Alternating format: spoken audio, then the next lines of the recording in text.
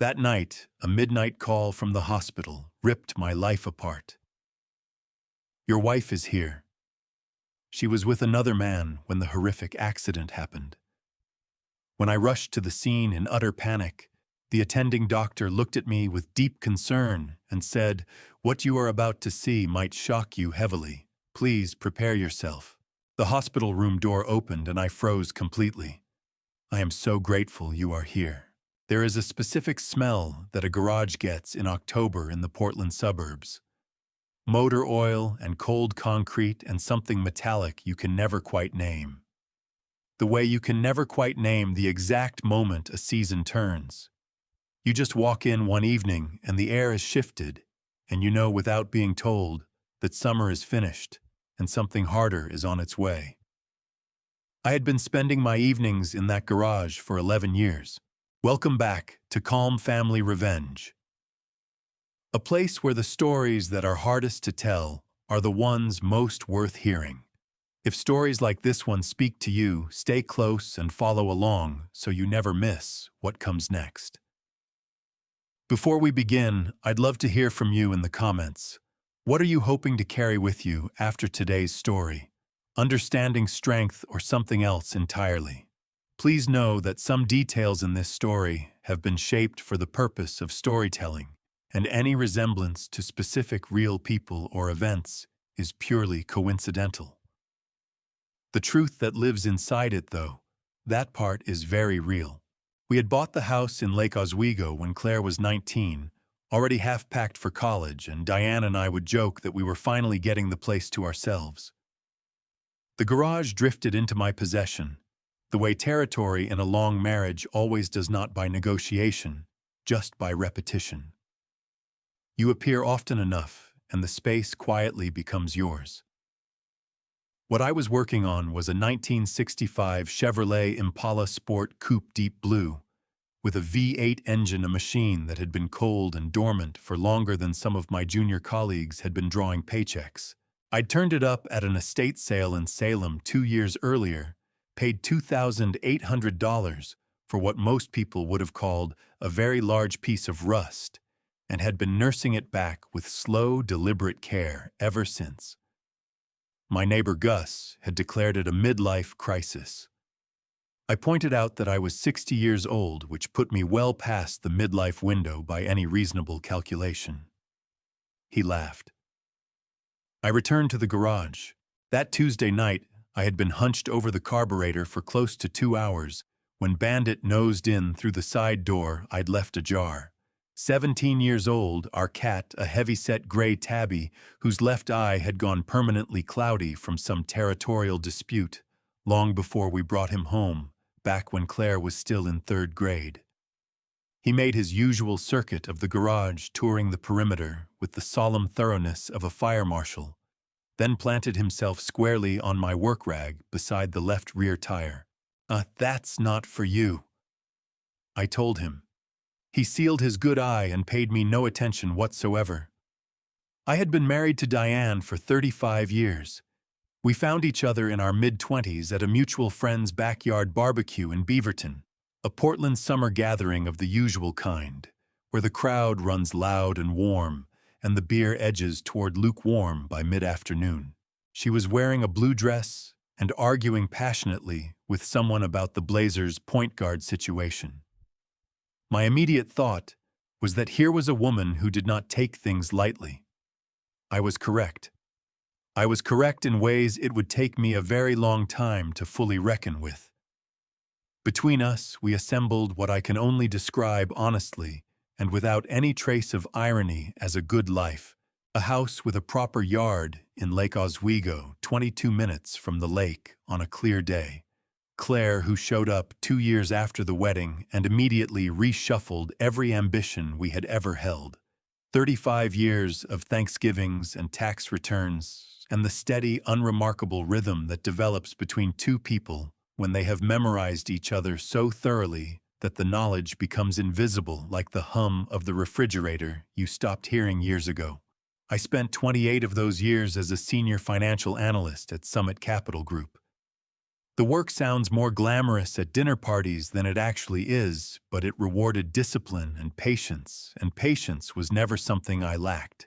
We were 60 days from the life Diane and I had been sketching in the abstract for years. Portugal, the kitchen renovation, we kept deferring mornings with no particular place to be. Diane had taken over the household finances roughly 10 years back once the Henderson account arrived, and my schedule became something I could no longer predict. She handled it all with precision: the joint checking account, the mortgage, the investment portfolio, the retirement savings we'd been accumulating for decades. I looked at the big picture totals maybe 4 times a year. When she forwarded a summary, I never drilled into the line items. After 35 years, that kind of trust stops feeling like a decision. It becomes as automatic as trusting the floor to hold when you step out of bed. Diane was not home that evening. At 4:37, she had sent a text saying she was out to dinner with Bev, a woman from her book club. Nothing about that was surprising. Diane kept a busy social calendar: the book club, Tuesday yoga, a cluster of women she'd stayed close to since Claire's elementary school years. It was something I genuinely admired about her. She had never depended on me to fill her hours.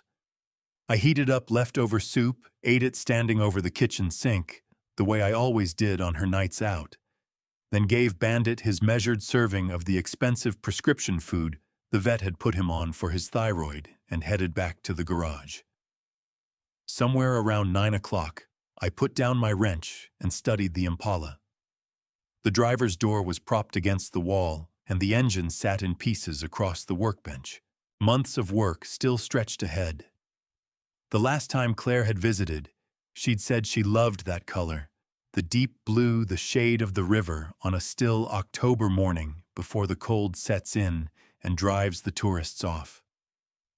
I had begun turning over the idea of finishing the car as a gift for her, something my hands had made, a way of expressing without ever stating it plainly that all those years of showing up, the school plays, the soccer games, the college move-in days, hauling boxes up 4 flights of stairs, had been my finest work. That this was simply one more expression of the same commitment. At some point, Bandit had migrated from the work rag to the Impala's passenger seat without my noticing. He occupied it with the settled, purposeful air of a man running late to an important meeting. "That's not for you either," I said. He regarded me with his one working eye, the look of an animal that has observed everything unfolding in this household and resolved long ago that none of it was his affair. I killed the garage light at 9:45 and went back inside. The kitchen stood quiet. The soup pot sat upended in the drying rack. I poured 2 fingers of scotch dropped into the armchair and put on a documentary about the construction of the Golden Gate Bridge, of which I absorbed approximately nothing across 20 minutes. Diane walked in at 10:23. I know the precise time because I checked the cable box clock the moment her key hit the lock. She carried the particular weariness of someone who had been performing cheerfulness a few hours too long. Still pleasant, but the pleasantness had developed a seam. "Good dinner?" I asked. "Bev talks too much." She said a line she had delivered before about Bev, which was exactly why it meant nothing. She pressed a kiss to the top of my head, her usual gesture, and headed upstairs. I stayed in the armchair with the scotch a little longer. Bandit materialized from some corner of the house and climbed into my lap more gingerly than he once had, his joints beginning to protest. I had no idea that the life arranged around me had been quietly gutted. I had no idea that the woman who had just kissed me goodnight had not been anywhere near Bev's table. I had no idea that 11 days from now everything I understood about my marriage, my family, and my retirement would be past recognizing. I scratched Bandit behind his good ear and drained my glass. It tasted fine. Everything appeared fine. That was the last Tuesday that was true. The difficulty with a frequency shift is that there is no single moment you can put your finger on. You can only stand at a distance later and locate the first note that was marginally, almost undetectably wrong. The way a piano tuner catches a sour interval in a chord, while everyone else in the room still thinks it sounds perfectly fine. I am not someone who lets things slide. 28 years of financial analysis had sharpened my instinct for the number out of place, the figure that refuses to line up the trend, that slips 3% off its baseline, and then 4, and then without warning 15. That was precisely the skill I brought to that work. I could not grant myself permission to look away from something that didn't add up. And yet, the first signal was the phone. Diane had always carried hers the way people of our generation do, casually, without ceremony. Left on the kitchen counter, the end table, the bathroom ledge, wherever she happened to put it down. It was not something she guarded. It was not something that required watching. Somewhere in that second week of October, the pattern shifted. A Wednesday evening. I stepped into the kitchen to top off my coffee, and Diane was at the counter, back to me, eyes on her screen. The moment my footsteps reached her, she set the phone face down in one unhurried, fluid motion. No flinch, no flicker of guilt, just a small reflex. I clocked the way you clock a brake light appearing on the highway ahead. Your foot eases off before your mind has caught up to the question of why. "Everything all right?" I asked. "Just Bev," she said. She filled a glass of water and steered the conversation toward dinner, salmon or chicken, her question, not mine. I said chicken. I topped off my coffee. I told myself it was nothing. The second thing I noticed was Nathan. Nathan Bryce had been my closest friend since our first year at the University of Oregon, where we crossed paths in a statistics class. We were both failing with considerable enthusiasm. We had weathered everything side by side. My father's death in 2002, his divorce from his first wife in 2007, the years when Claire was a teenager, and I needed somebody who could sit through the same argument about curfew I'd already described twice without his eyes glazing over. He telephoned every Sunday evening without fail for 38 years. It was as dependable as anything I had ever counted on. The second Sunday of October, the call did not come. I waited until 8 o'clock, then sent a text. "You were alive over there." That was our standard check-in, the kind of shorthand that only develops between two people who have known each other long enough that a complete sentence starts to feel like unnecessary formality. His reply arrived 40 minutes later. "Crazy week. Talk soon." 4 words, a period, nothing else. Nathan was not a 4 words and a period man.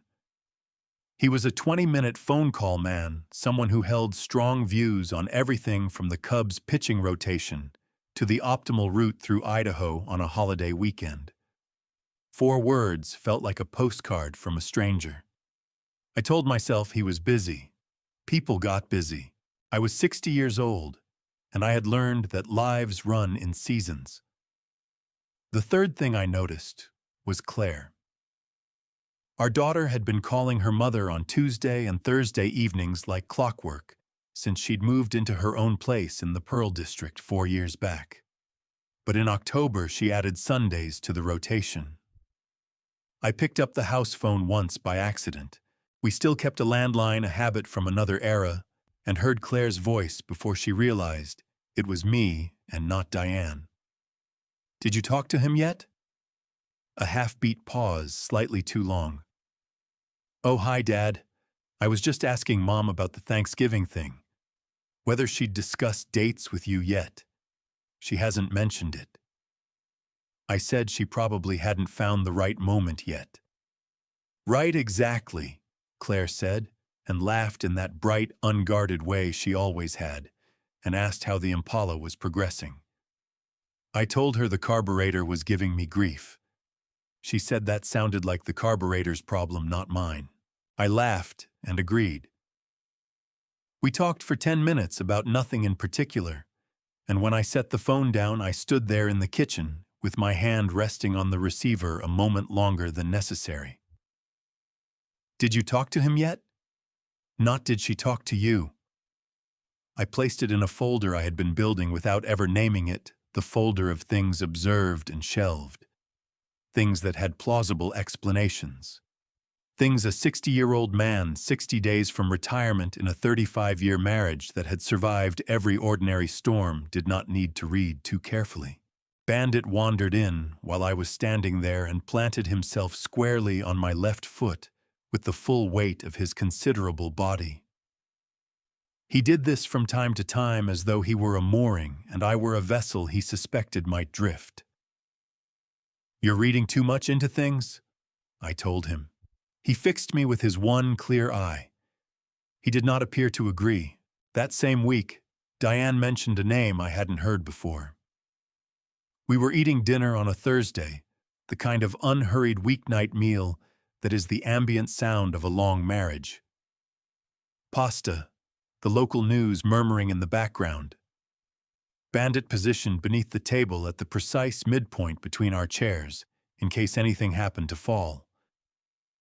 Diane was telling me about her Tuesday yoga class, something about the instructor reshuffling the schedule, and then she said, "Kieran mentioned the same thing actually about the timing being off."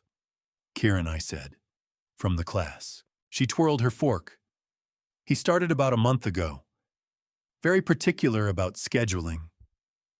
She said it the way you mention someone you have no stake in casually with a faint note of mild amusement. I nodded. I ate my pasta. The news anchor pivoted to a piece about the city budget. Kieran. I did not ask a follow-up question. I was tired. The carburetor had been frustrating me all week. The name Kieran hung in the air maybe 4 seconds, and then dissolved into the general noise of a Thursday evening. Later, lying in bed while Diane read beside me, I turned over the phone placed face down on the counter. The Sunday call that never came. Claire's half-beat pause. The name that had drifted in without context and left just as quietly. None of it added up to anything. That was what I told myself. None of it added up to anything yet. Nathan called the following Sunday. He called at 7:53, a few minutes earlier than his usual 8 o'clock, and talked for 22 minutes about the Cubs' front office decisions, an aggressive sales tax measure working its way through the Portland City Council, and the questionable judgment of a mutual friend named Hank, who had just purchased a boat at 62 and was now apparently a devoted sailor in an entirely landlocked state of mind. Nathan had opinions about all of it. Detailed, animated, completely characteristic opinions delivered at his usual pace, the conversational equivalent of a man who had never once worried about running out of things to say. By the time I hung up, I felt genuinely foolish about the week I had spent circling inside my own head. That was Nathan, I told Diane, who was on the couch with Bandit draped across her feet like a living blanket. "How is he?" she asked, eyes not leaving the page. "Deeply concerned about Hank's boat," I said. She gave that short, specific laugh she had for things that were funny only to people who knew the same people. "Hank has wanted a boat since we were 30, she said. "Let him have the boat. That's what I told him." She turned a page. Bandit shifted himself approximately 1 inch to the left, for reasons known only to him. I stood in the doorway of the living room, watching my wife of 35 years with her book on a Sunday evening, and felt the tightness that had been quietly accumulating in my chest for 2 weeks. Simply let go the way a knot releases when you finally pull the right end. I had been paranoid. That was the verdict I reached in that doorway. I was 60 years old, 60 days from retirement, in a house with 11 years left on the mortgage, and I had been manufacturing dread out of an overturned phone and a missed Sunday call and a name belonging to a man in a yoga class. I went back to the garage and worked on the Impala until 11. What I need you to understand about Diane in October is how convincing she was. Not convincing in a way that should have alarmed me. I'm not saying in hindsight that every kind gesture was calculated. I genuinely cannot locate where the line fell. But in October, she was the woman I had fallen for at that barbecue in Beaverton 37 years ago. On a Tuesday, with no special occasion, she made my favorite meal, beef stew with the rosemary dumplings, the recipe she had gotten from her mother. She came out to the garage one evening, carrying 2 mugs of coffee settled onto the old wooden stool by the workbench, and asked me real questions about the Impala's engine. Questions that made it clear she had been listening to me talk about it for 2 years and had actually retained what I'd said. "Is the carburetor still fighting you?" she asked. "We've reached a grudging truce," I said. She cradled her mug in both hands and studied the car the way you study something you are trying to see through another person's eyes. "It's going to be beautiful when it's finished," she said. "That color." "Claire has already claimed the passenger seat for the first drive," I said. Something moved across Diane's face when I said Claire's name. Barely anything. One of those micro-expressions that lasts less than a second and vanishes so completely that you wonder afterward whether you caught it at all. I registered it the same way I had been registering everything that month, filed it, set it aside, moved on. She'd love that," Diane said. She drained her coffee, kissed me on the cheek, and went back inside. I turned my attention back to the engine and did not think again about the expression on her face for another 3 weeks. The bank statement arrived on a Thursday. We still received paper statements for the joint savings account, a habit from the early years we had simply never bothered to change. Diane ordinarily collected the mail, but she was at yoga when the carrier came. I happened to be out front talking to Gus about his plans to repaint his fence. Gus was the kind of neighbor who made the suburbs livable. 64, a retired plumber with a view on everything within a quarter-mile radius, and enough good humor to share those views without making you feel cross-examined. He had watched Claire grow up over that fence. He had shown up with a casserole the week my mother passed. In the quiet way of long-standing neighbors, he was a small but genuine piece of our life. "You getting the leaves before they freeze this year or after?" he asked, nodding toward the oak in my front yard, which was staging what could only be described as an aggressive autumn. "After, probably," I said. "Same as every year." He shook his head with the theatrical disappointment of a man who raked in September. I pulled the mail from the box and flipped through it on the walk to the front door. A utility bill, a catalog for outdoor furniture neither of us had requested, and the savings statement in its familiar white envelope with the Meridian Savings logo in the corner. I left it on the kitchen counter, went back to the garage, came in around noon for lunch, and found it still sitting there. On an impulse I couldn't fully account for, I opened it. The account balance looked right or near enough right that I wouldn't have raised an eyebrow. But lower on the transaction list in the section, breaking out individual withdrawals, one line stopped me cold. October 4th. Cash withdrawal $800, ATM location 922 North Williams Avenue, Portland. I stood at the counter and studied that entry. North Williams Avenue was on the east side of the city. As far as I knew, Diane had no friends over there. She had no reason I could identify to be in that part of town. $800 in cash from a machine 40 minutes from our house in a neighborhood she had no business being in. I heard Diane's car turn into the driveway. I folded the statement, slid it back into the envelope, and set it on the counter. She came through the garage door with her yoga mat bag over one shoulder, cheeks pink from the cold. "Did we get anything interesting in the mail?" "Furniture catalog," I said, "and the savings statement." "I'll file it," she said, lifting the envelope without opening it and tucking it into the kitchen drawer where we kept the household paperwork. She launched into a description of a new stretch sequence her instructor had introduced that morning. I listened. I responded at the right moments. I made the appropriate sounds. But that number had lodged in my mind the way a figure lodges when it does not belong where it appears. $800. North Williams Avenue. Cash. I told myself there was a perfectly reasonable explanation. I was still telling myself that when I walked back out to the garage, picked up my wrench, and realized I had no memory of which bolt I'd been working on.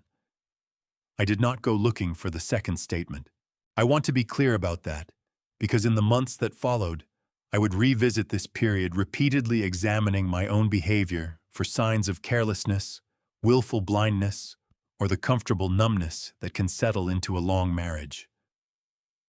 The truth is, I was not looking. I was finishing the carburetor, ticking down my remaining days at Summit Capital Group, and making the choice the one people in long marriages sometimes make, to accept the explanation that costs the least to believe. The second statement arrived the first Thursday of November. Diane was in the shower when the mail came. I'd walked to the box for no particular reason. The morning was cold and clear, the kind of sharp November day in Lake Oswego, where the air off the lake seems to have a personal opinion about you, and I carried the stack of envelopes inside and set them on the counter the way I always did. The savings envelope was there again. I had opened it before I fully decided to. 2 new transactions since the last statement.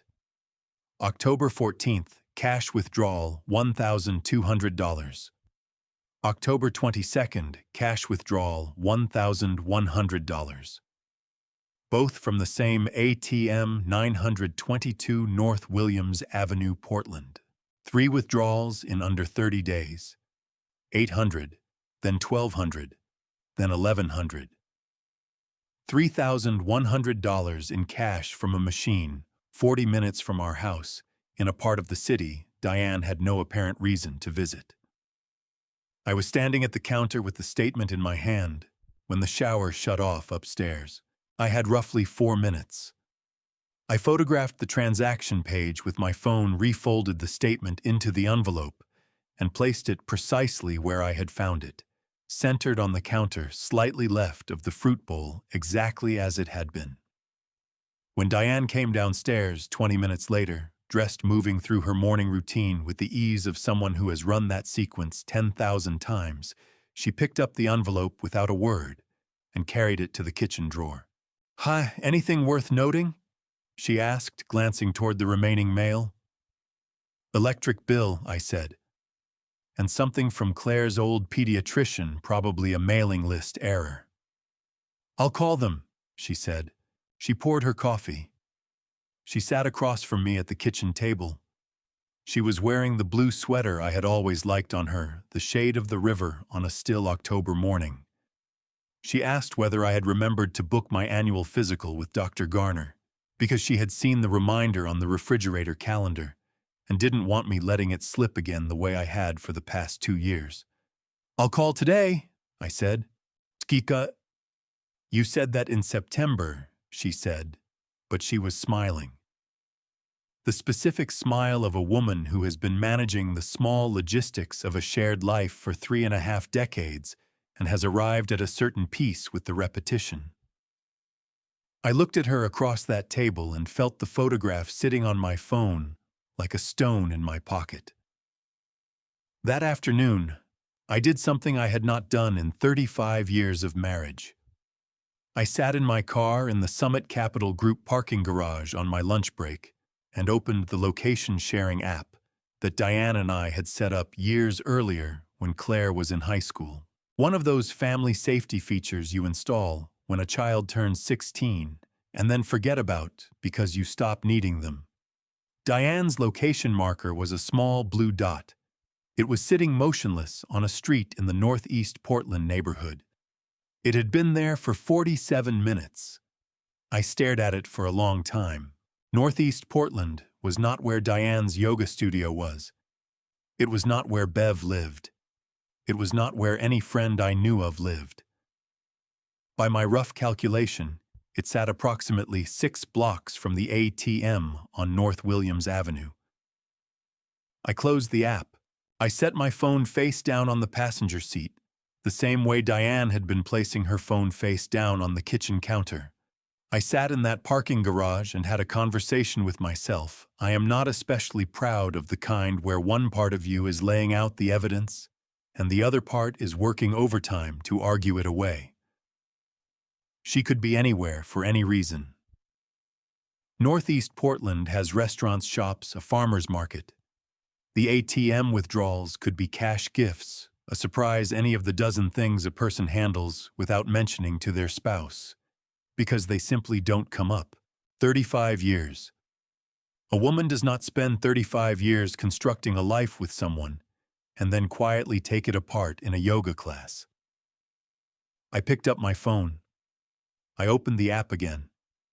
The blue dot had not moved. I called Diane. She answered on the third ring, her voice warm and faintly distracted. "Hey, what's up? Just checking in," I said. "How's your afternoon?" "Good," she said. "Running some errands. Did you schedule the physical?" "I called," I said. "December 3rd. "Perfect," she said. "I'll put it on the calendar." A pause. "Are you okay? You sound a little off." "Long morning," I said. "I'll see you tonight." "I'll make the salmon," she said. "You've been wanting salmon." I had mentioned salmon once 2 weeks ago. She had remembered.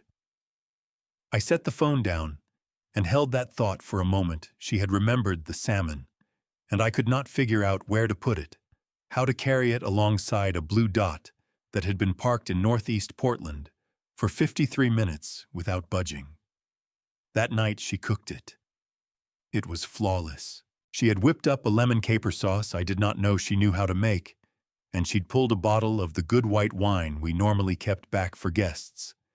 And she asked questions about the Impala and actually heard my answers. And Bandit planted himself between our chairs with the single-minded alertness of a cat who had deduced that fish was somewhere in the vicinity. I cleared my plate. I poured more wine when her glass dropped low. And after she headed upstairs to read, I remained alone at the kitchen table with that bank statement photograph sitting on my phone, turning over the blue dot and the salmon and the lemon caper sauce nobody had told me she could make, and none of it would resolve into anything coherent. Something was unfolding inside this house. I hadn't found words for it yet, but I had quit pretending there was nothing that needed naming. She picked a Wednesday. I know that now that it was a choice, that nothing about the timing was random. The fight that tore through our kitchen at 7:15 on a Wednesday evening in late October was not the accidental ignition of two people worn thin by too many years together. It was an exit she had decided she needed, and she required me to be positioned badly when she took it. These things begin in long marriages the way they always do, something too minor to argue with cleanly without coming off as petty. "You didn't hear a single thing I said at dinner." She was facing the kitchen sink, working through the dishes, her back toward me. I recognized the flatness in her voice, the register I had cataloged over 35 years that meant something was building. "I spent 10 minutes talking about Bev's situation, and you were 1,000 miles away." "I was listening," I said, partly accurate. I had been tracking her words while also turning over the blue dot in Northeast Portland, which had lodged in my thoughts with a persistence I didn't want to examine. "You said 4 times, she said, swinging around to face me. "That's not listening, Russell. That's just enduring someone until they're finished." "But there's a lot pulling at me right now," I said. "The end date is coming up fast. 60 days felt distant, and now it doesn't." "It's always something," she said. There it was, quick and surgical, the way she operated when she wanted to land something. The Henderson account ate 3 years, then the Summit Capital restructure, now the retirement countdown. The reason changes. You never actually show up. "That's not an honest charge," I said, and something hot moved through me, not rage more, the particular sting of a man accused of being elsewhere by someone whose whereabouts he had spent a week quietly monitoring. I am in this kitchen. I am standing right in front of you. Your body is in this kitchen, she said. You've been gone for weeks. I can feel the difference. Weeks. The word settled into the room and didn't leave. She delivered it like someone with grounds, which was a striking thing to observe, I would later think, given what I knew was occurring 3 times a month at an ATM on North Williams Avenue. Diane, I said, choosing my words carefully. What is this conversation really about? Something shifted behind her eyes, a brightness that didn't look staged, something underneath the surface of all this that I couldn't read. What it's about, she said, is that I have held this household together and kept this marriage breathing for 35 years, and every so often I want to feel like I'm in a conversation with someone who's actually in it with me, not a very considerate stranger who happens to live here. It was a well-constructed speech. That much I will acknowledge, genuinely well-constructed. It carried the weight of real grievance, which was exactly what made it work. Tell me what you want, I said, because that was the husband I had worked to be, not without flaw, but willing to engage with the thing directly. Name it, and I'll take it seriously. I want you present, she said. I want you to stop retreating to that garage every single evening as if it's the one place in this house with any value to you. The garage is where I go to think.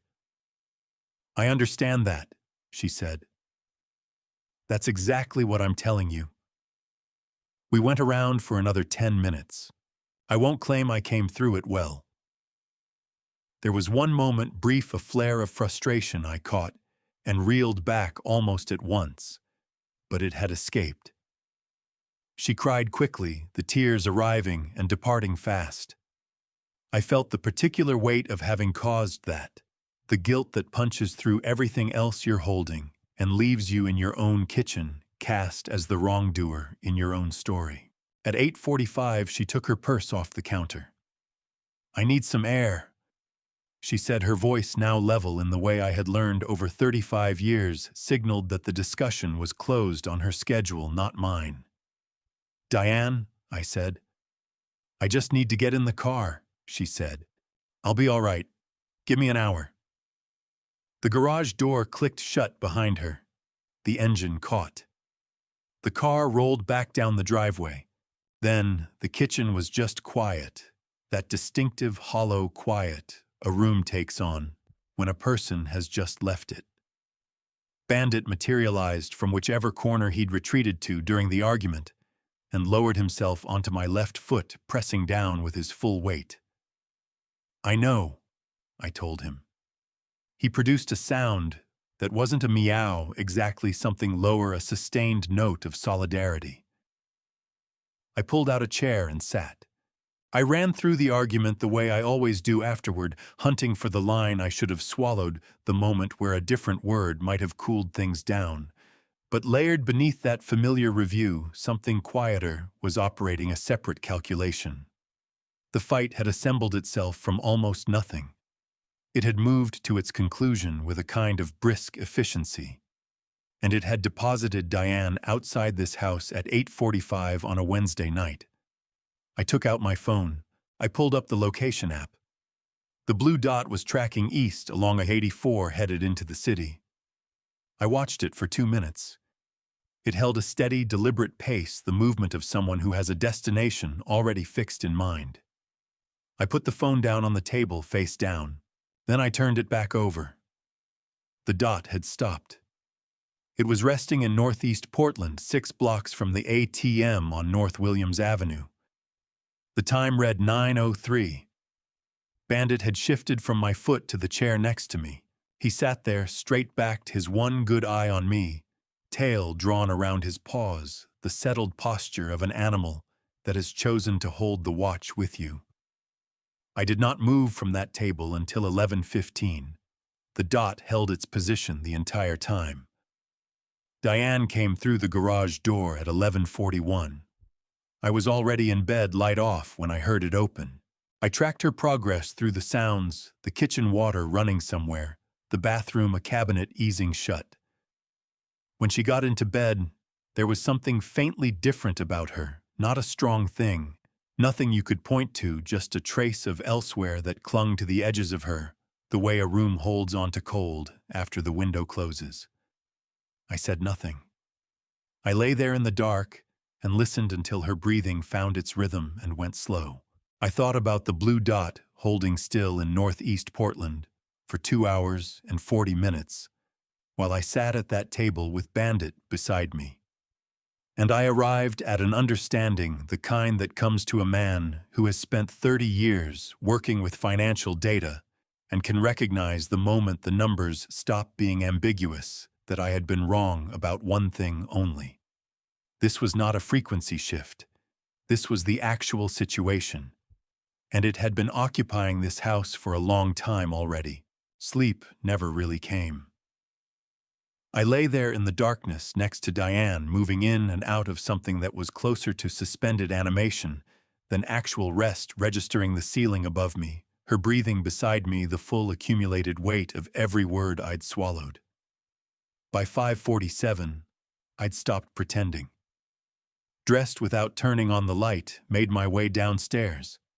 Bandit was already at his post, next to his bowl, radiating the precise moral outrage of a cat who is determined that 6 in the morning is an entirely reasonable mealtime, and that anything before that hour is an extraordinary concession he is granting me.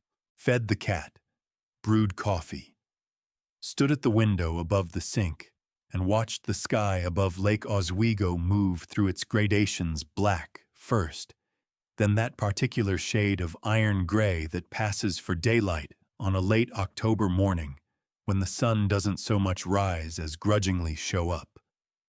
The security cameras had gone up 5 years back after a run of vehicle break-ins that rattled the neighborhood association enough that Gus pulled everyone together for what he termed a community response, which amounted mostly to cameras getting installed and then quietly ignored. Our setup captured the garage entrance and the front walkway. 30 days of footage on a cloud server before it rolled over and erased itself. I'd pulled up the app exactly twice since we had it once to settle the question of whether the noise at 2 in the morning was a person or a raccoon, and once to resolve a dispute with a delivery service that marked a package as delivered when it never reached our porch. Now I opened the app at the kitchen table, and I told myself I had a limited purpose. Just last night, the hours when Diane was out, nothing more than a quiet verification of what I already half understood but hadn't yet found words for. The 9:02 footage showed what you'd expect. Empty driveway, the oak tree that Gus had so many thoughts about, the street sitting dark and still beyond. Minutes of nothing. I skipped forward, then reversed course entirely, and went back 3 days. I can't explain fully what drove me to do that. A current running beneath the surface of everything. The same buried signal that had moved my hand to photograph the bank statement, that had nudged me to check the location app. I went back to Thursday of the prior week to 8:43 p.m., and there it was, something I hadn't gone looking for. A figure at the far end of the front walkway, positioned near the mailbox, right at the outer limit of what the camera could reach. Clear enough to make out a man. Tall. The build of someone whose athleticism had peaked in his 50s and left its shape on him going into his 60s. Both hands buried in jacket pockets, body turned toward the house. He never approached. He held that position for 4 minutes and 20 seconds, the timestamp told me that, and then backed out of the frame. I stayed with that image. The distance was too great for certainty about who it was. Dark jacket. A familiar quality to the way he held himself, familiar, the way something is before you're prepared to say it plainly. I ran the clip 4 times.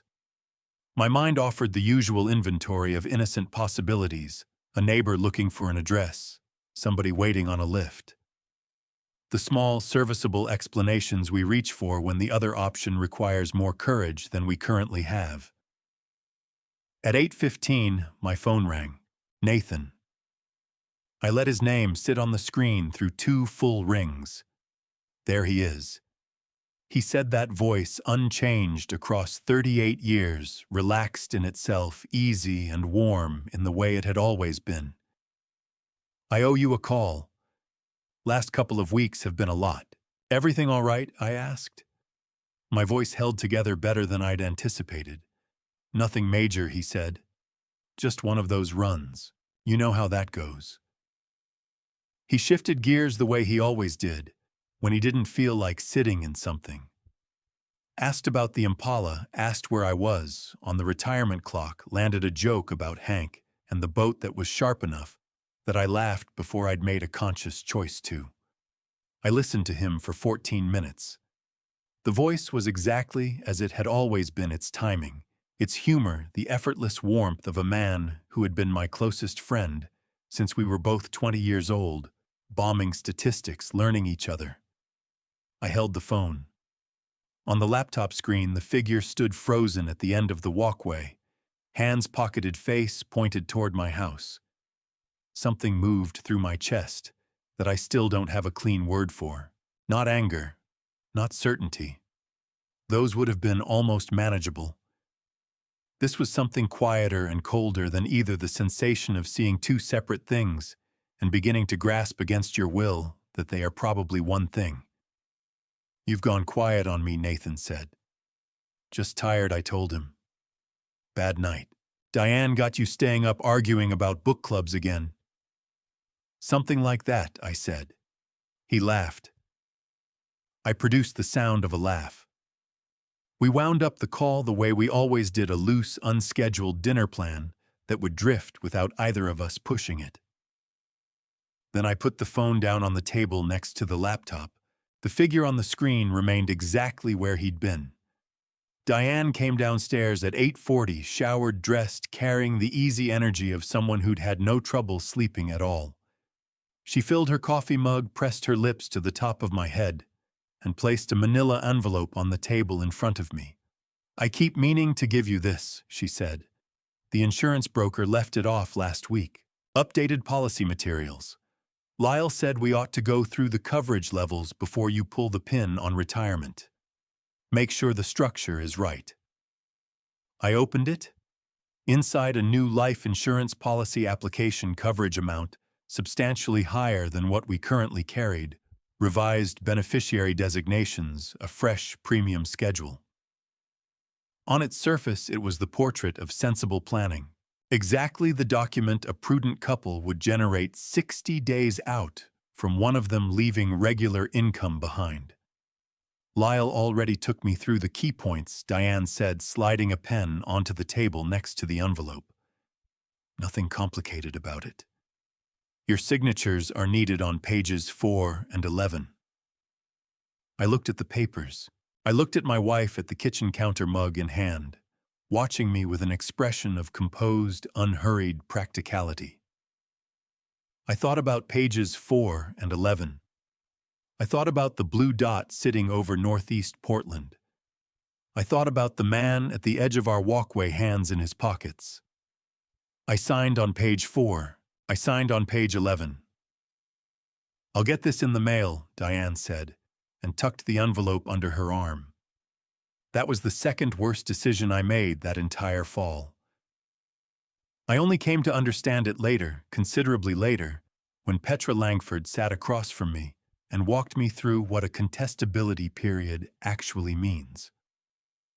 For the first 2 years following the issue date of a life insurance policy, she explained the company retains the right to scrutinize any claim before disbursing a dollar. Past those 2 years, that scrutiny goes away. 2 years. Diane and Nathan had been working to a schedule, and I had just given them their start date. The call arrived at 11:47 p.m. I can tell you the precise time because my eyes had been resting on the microwave clock for much of the evening, not watching it so much as using it as a fixed neutral point, while my mind turned over everything else. 2 hours I'd been at that table. Diane had gone up to bed at 9:30, as she did on weeknights, and I'd said I'd follow shortly, and then I'd settled into that chair with a glass of water and simply stayed.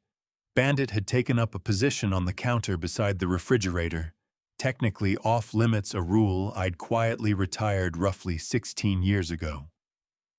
He was observing me with the grave attentiveness of an animal that has concluded a man alone in a kitchen approaching midnight is in need of silent presence, nothing more. The screen on my phone flared to life.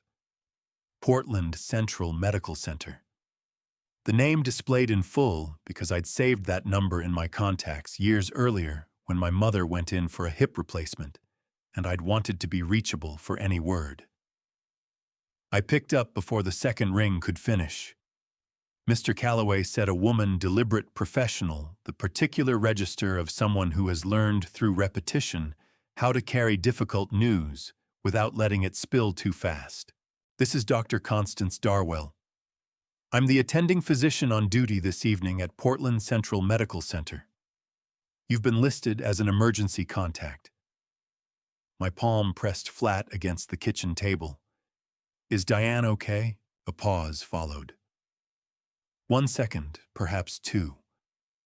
Not the pause of someone searching for information, but of someone selecting the right container for it. Mrs. Calloway is with us here tonight, Dr. Darwell said with care. She hadn't been hurt. Physically, she was fine. The relief arrived first, a brief, involuntary loosening somewhere in my chest. Then the rest of the sentence reached me. Physically fine. That qualifier sitting there like a dropped stone in still water. What happened? I asked. Why is she there? Another pause, briefer than the first. Mr. Calloway, there is something I need to tell you before you come in. I want you to have this information now rather than when you walk through the door. Dr. Darwell's voice stayed level, but something lived beneath that steadiness, a deliberateness, a careful choosing of each word. The manner of someone who understands that what they are about to say will split a person's life cleanly into before and after. Your wife was brought in tonight, along with another individual, a man. The two of them were together when the incident occurred. The kitchen held a particular quiet. A man, I said. Yes, she said. He sustained more serious injuries and is currently being treated. I think you should come in, Mr. Calloway. Do you have someone who can bring you, or can you drive yourself? I can drive, I said. I'm on my way now. I hung up and didn't move for somewhere close to 10 seconds. Bandit had slipped down from the counter without my noticing and planted himself on the kitchen floor directly in front of me, looking up at my face with an expression I can only call grave. I stood, put on my coat, took my keys from the hook beside the garage door. The drive to Portland Central took 11 minutes. I know it was 11 minutes because I tracked the dashboard clock the whole way there. Not because the time meant anything, but because watching numbers tick forward was the only task my mind could handle while everything else in it ran a single sentence on repeat. A man. They were together when the incident occurred. I went through 2 red lights. I'm not defending that. I was conscious of each one, conscious that I shouldn't, and I did it anyway, because some part of me had determined that the conventions of ordinary driving didn't extend to a man whose life was currently dismantling itself at 11:47 on a Wednesday night. The emergency entrance to Portland Central blazed the way hospital entrances do, that hard, fluorescent brightness that makes everything appear a degree more dire than it already is.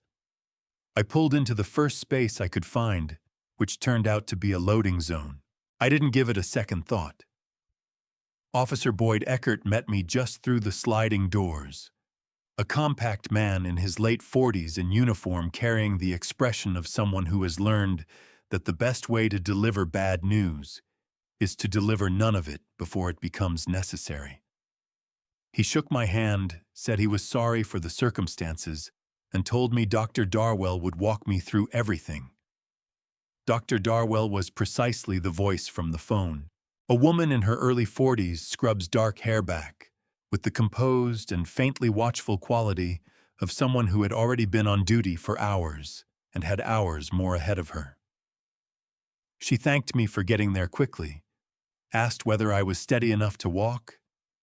I told her I was fine.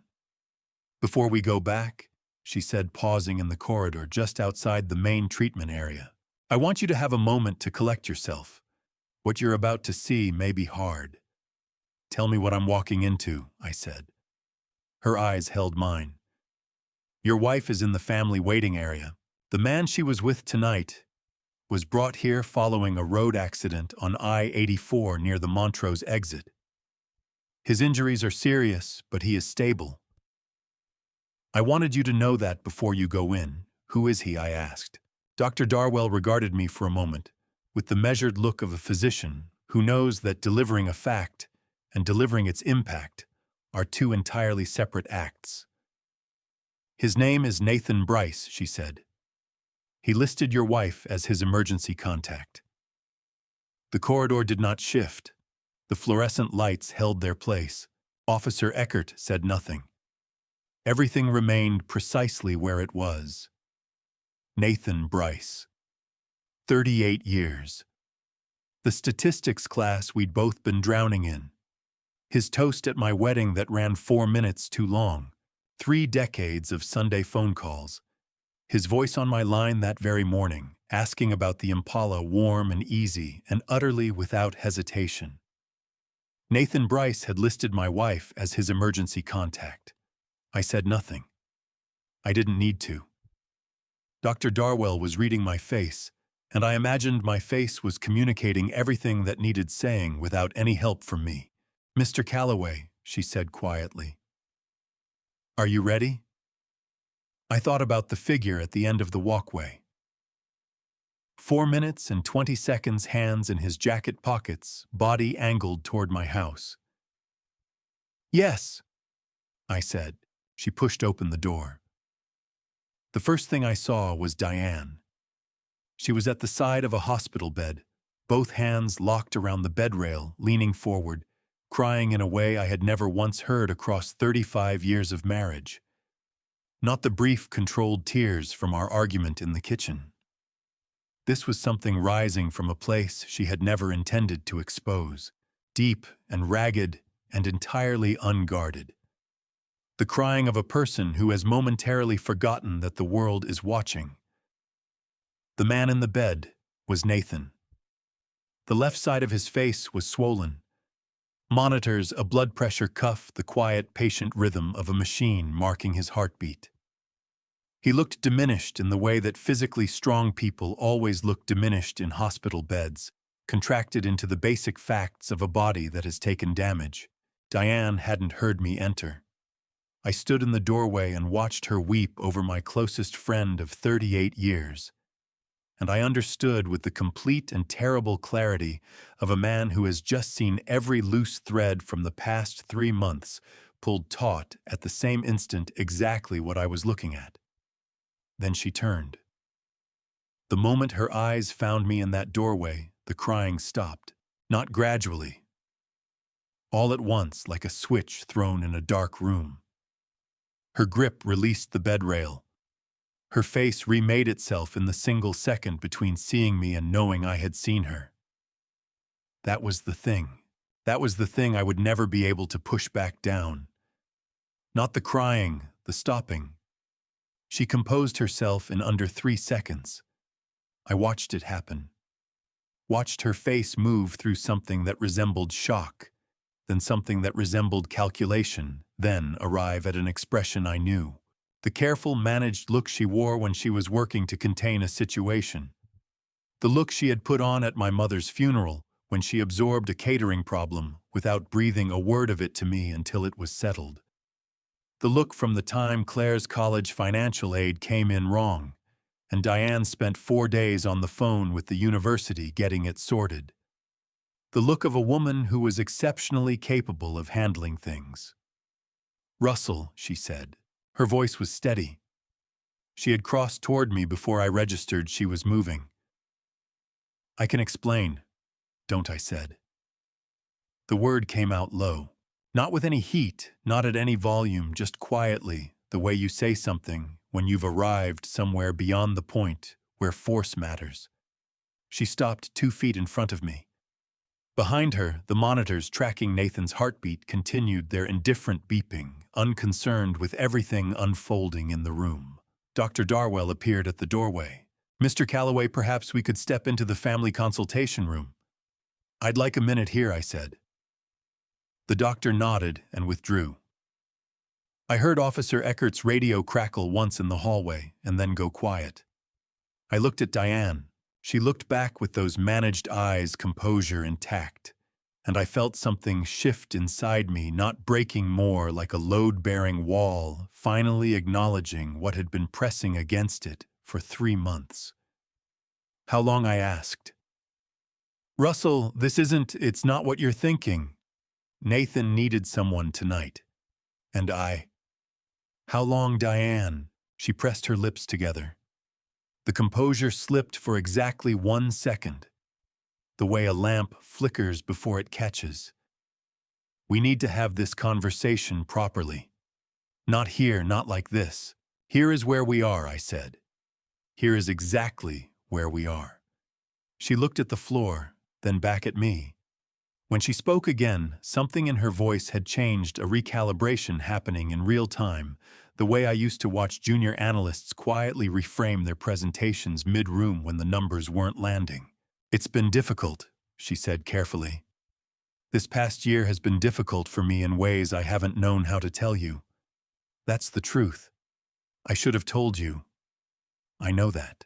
What comes next is the moment where everything I thought I understood about my own life begins to come apart at the seams. The ground was about to shift in a way I could not have prepared for. I want to ask you something before we go further. If you discovered that someone you had trusted completely had been quietly working against you, would you confront them immediately, or would you step back and gather every piece of evidence first? "That isn't an answer," I said. A nurse appeared in the doorway with a clipboard, moving with the brisk certainty of someone who had already been to this bay several times and needed a signature. She set it on the rolling tray table near the door, indicated a line, and said, "Miss Whitmore, whenever you're ready." Then she was gone. The room settled into quiet. I looked at the clipboard. At the top of the admission form in the field for patient emergency contact name, someone had printed in neat block letters, "Diane Whitmore." Not Diane Calloway, Diane Whitmore.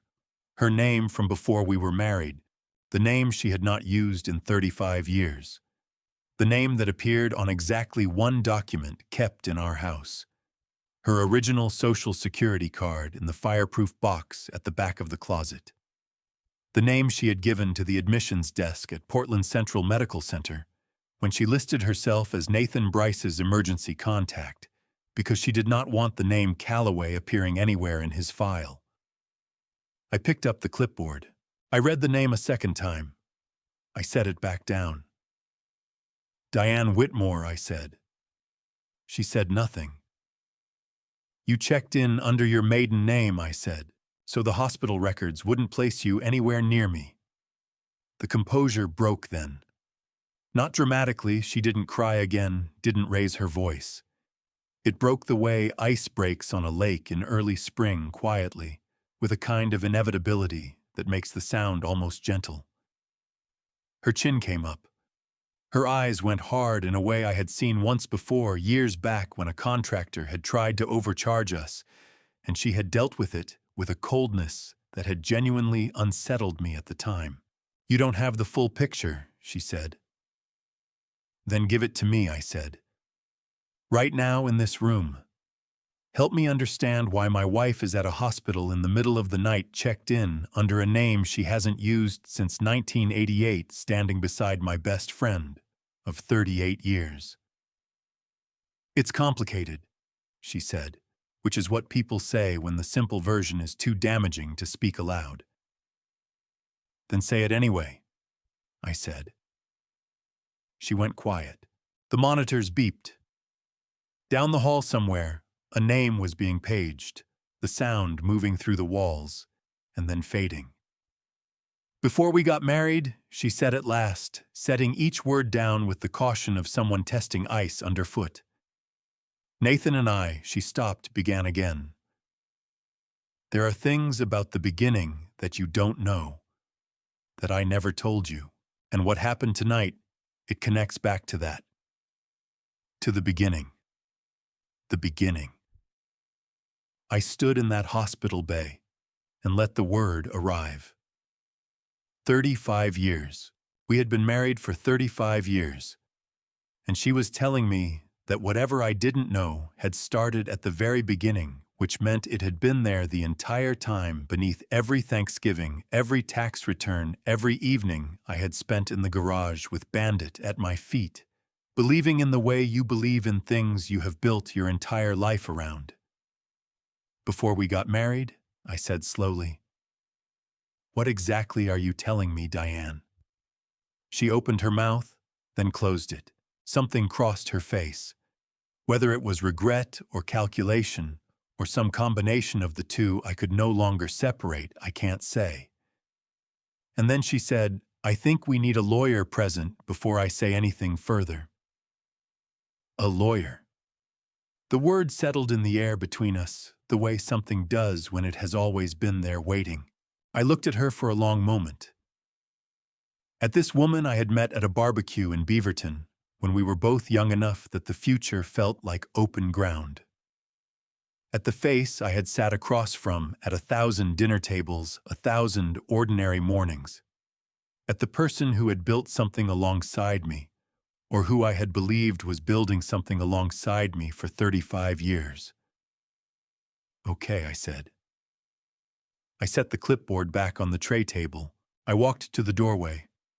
Officer Eckert was in the hall and came to attention slightly when he saw me. "Is there anything you need, Mr. Calloway?" he asked. "No," I said. "I'm going to my car." I walked back along the fluorescent corridor past the nurse's station, past the waiting area where a family I didn't know sat with the particular stillness of people absorbing something enormous. I pushed through the doors into the cold night air and stood on the sidewalk outside Portland Central Medical Center and breathed. The air was cold enough to sting slightly, which was clarifying in the way cold air can be. Behind me, through the automatic doors, my wife of 35 years was in a hospital room with my best friend of 38 years, and she had just told me she wanted a lawyer present before she explained how far back it went. I walked to my car, got in, pulled the door shut, and sat in the dark of the parking garage with both hands resting on the steering wheel, thinking about 35 years, thinking about the beginning, and thinking about the fact that the worst part of what she had just said was not what it had revealed. It was what it implied was still out there waiting to be revealed.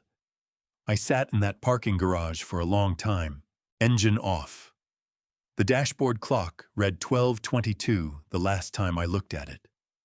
After that, I stopped tracking time and simply sat with the dark and the concrete smell of the parking structure and the particular quality of silence that settles in a hospital garage at 1 o'clock in the morning.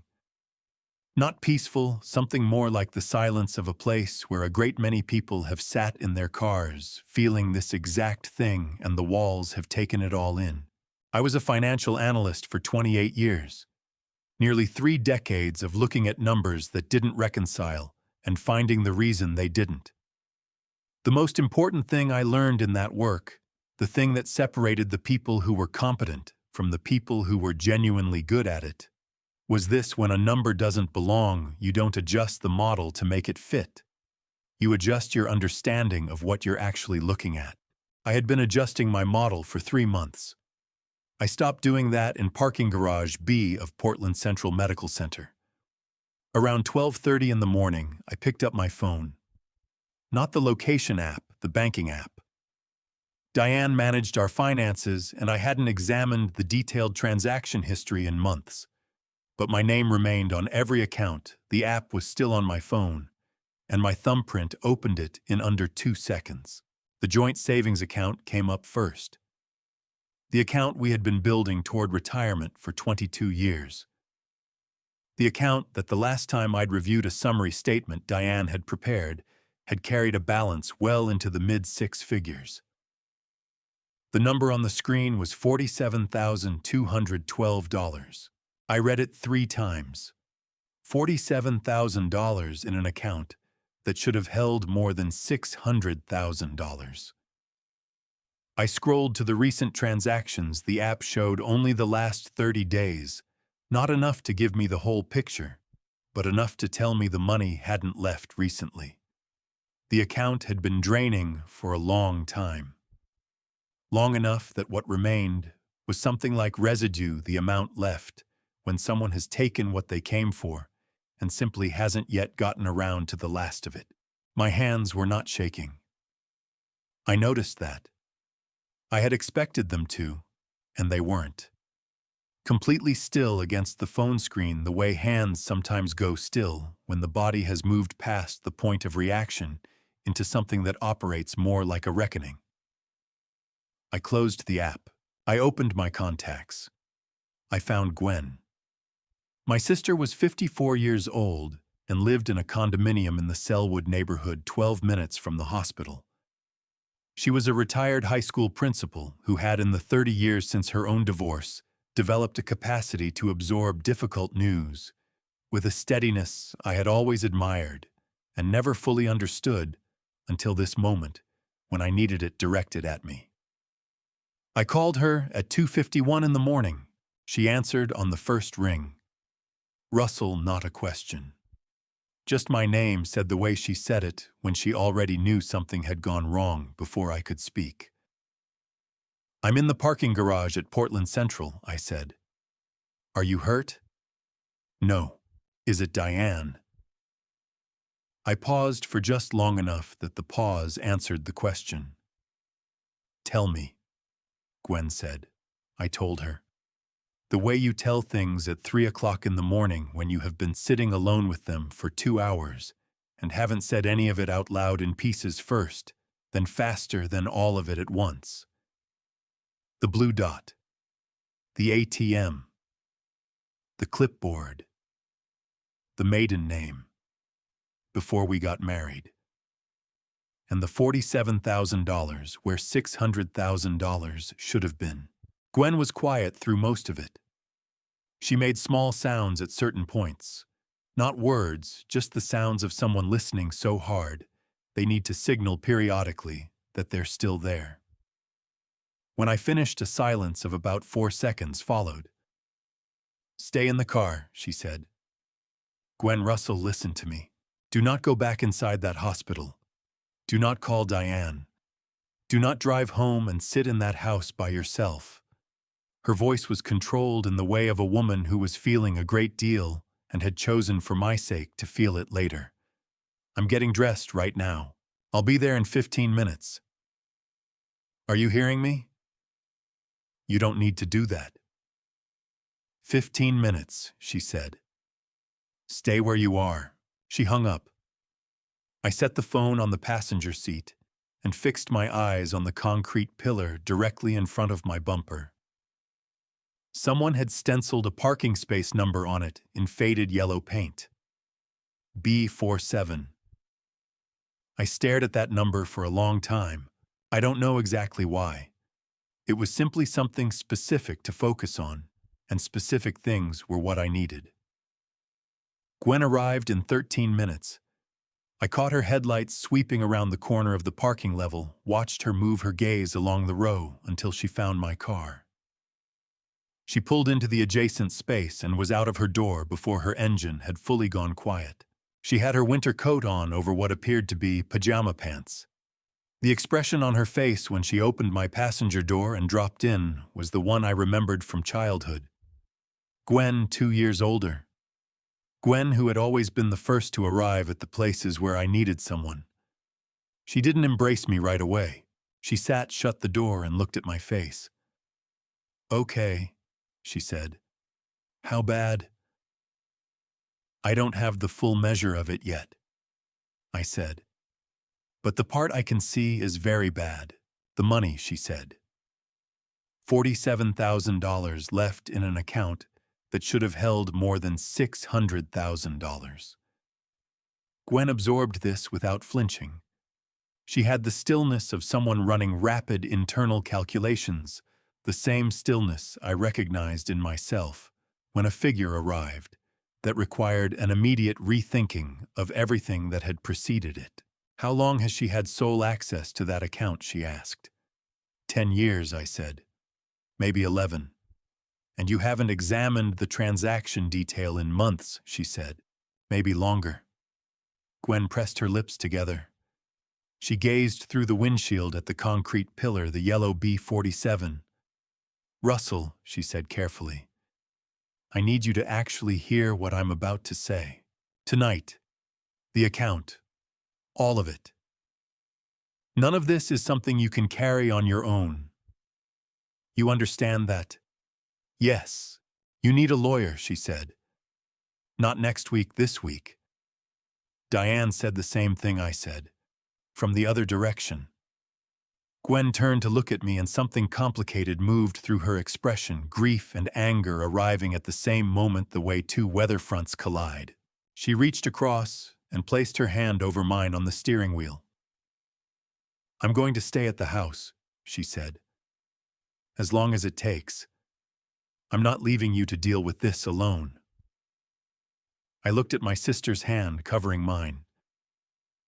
At the parking garage ceiling above us, its fluorescent tubes throwing the same flat light as the hospital corridors. At the dashboard clock, which now showed 3:17 in the morning, 28 years of reading numbers that didn't reconcile. And what I understood sitting in parking garage B at 3:17 a.m. was that the figure on the banking app was not the anomaly. I was. I was the number that had never quite belonged in this equation, and I was only now beginning to understand the full shape of what I had actually been part of. Gwen kept her hand on mine. We didn't speak for a while. There was nothing to say that the numbers hadn't already said more plainly. Outside, somewhere above the parking structure, the city was doing what cities do at 3 o'clock in the morning, continuing indifferent vast. Portland does not stop for the private disasters of its residents. It simply moves forward, and eventually you have to decide whether you will move with it. I wasn't there yet. But Gwen was beside me, and that was enough for 3:17 a.m. We got back to the house at 4:40 in the morning. She took the guest room without any discussion, the way she had always moved through my home with the quiet authority of someone who belonged there and knew it. I went upstairs to the bedroom, lay down on top of the covers, fully dressed, and was out within minutes, which surprised me. I had expected to stare at the ceiling for hours. Instead, my body simply shut down the way a machine does when it's been run past its limits and must reset before it can function again. I came to at 8:17 to the sounds of Gwen in the kitchen. The particular sounds of someone else making coffee in your space cabinet doors opened in the wrong sequence, a pause before finding the right drawer for the spoons.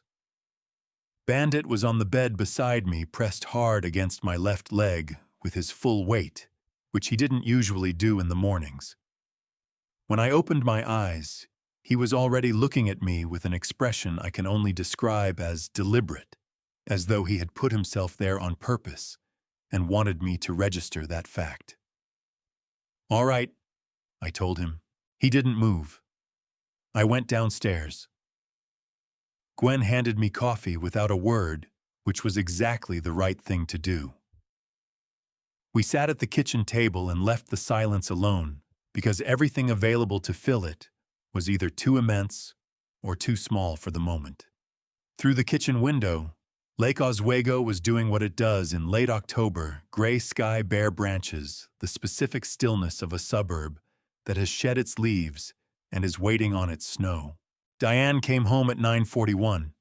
I heard her key in the lock. Gwen looked at me across the table. I looked back. Neither of us moved. The door opened. Diane stepped into the kitchen and stopped. She hadn't known Gwen was here. That was evident in the brief recalibration that passed across her face, the same recalibration I had watched her perform at the hospital, only faster this time. Nearly invisible, but not quite. "Russell," she said. Then to Gwen, "I didn't realize you were coming." "I know," Gwen said. Her voice was pleasant and entirely without warmth. The particular register of a woman who has decided precisely how much of herself she is going to extend to this exchange, and has set that amount very low. Diane put her bag on the counter. She was still wearing what she'd had on the night before. Her composure had been fully reassembled, but there were shadows beneath her eyes and something around her mouth that read like the residue of a long night spent making decisions.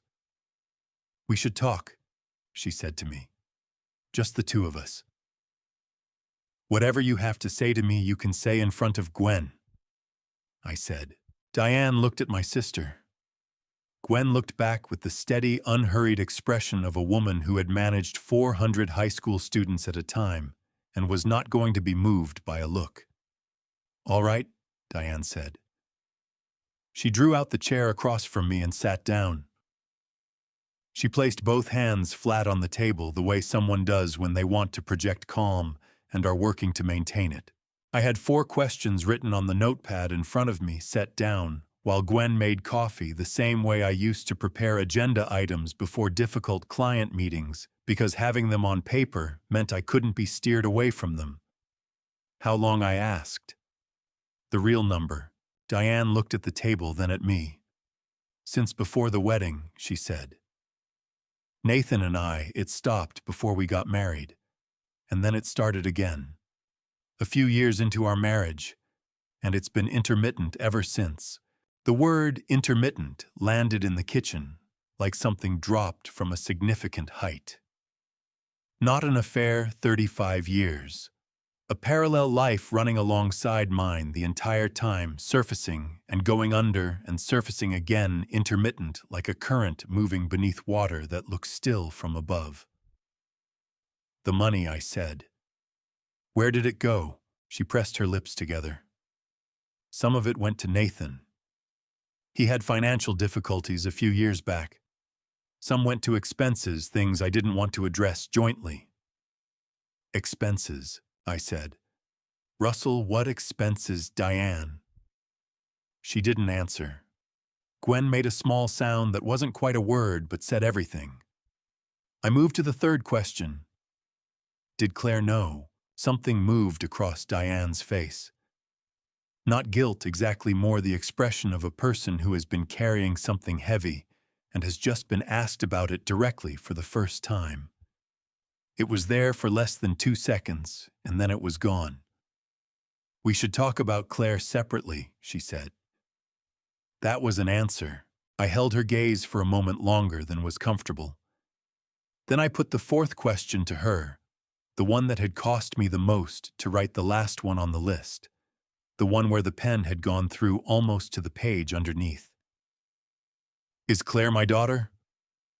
Nothing moved in that kitchen. Diane's hand went into her bag.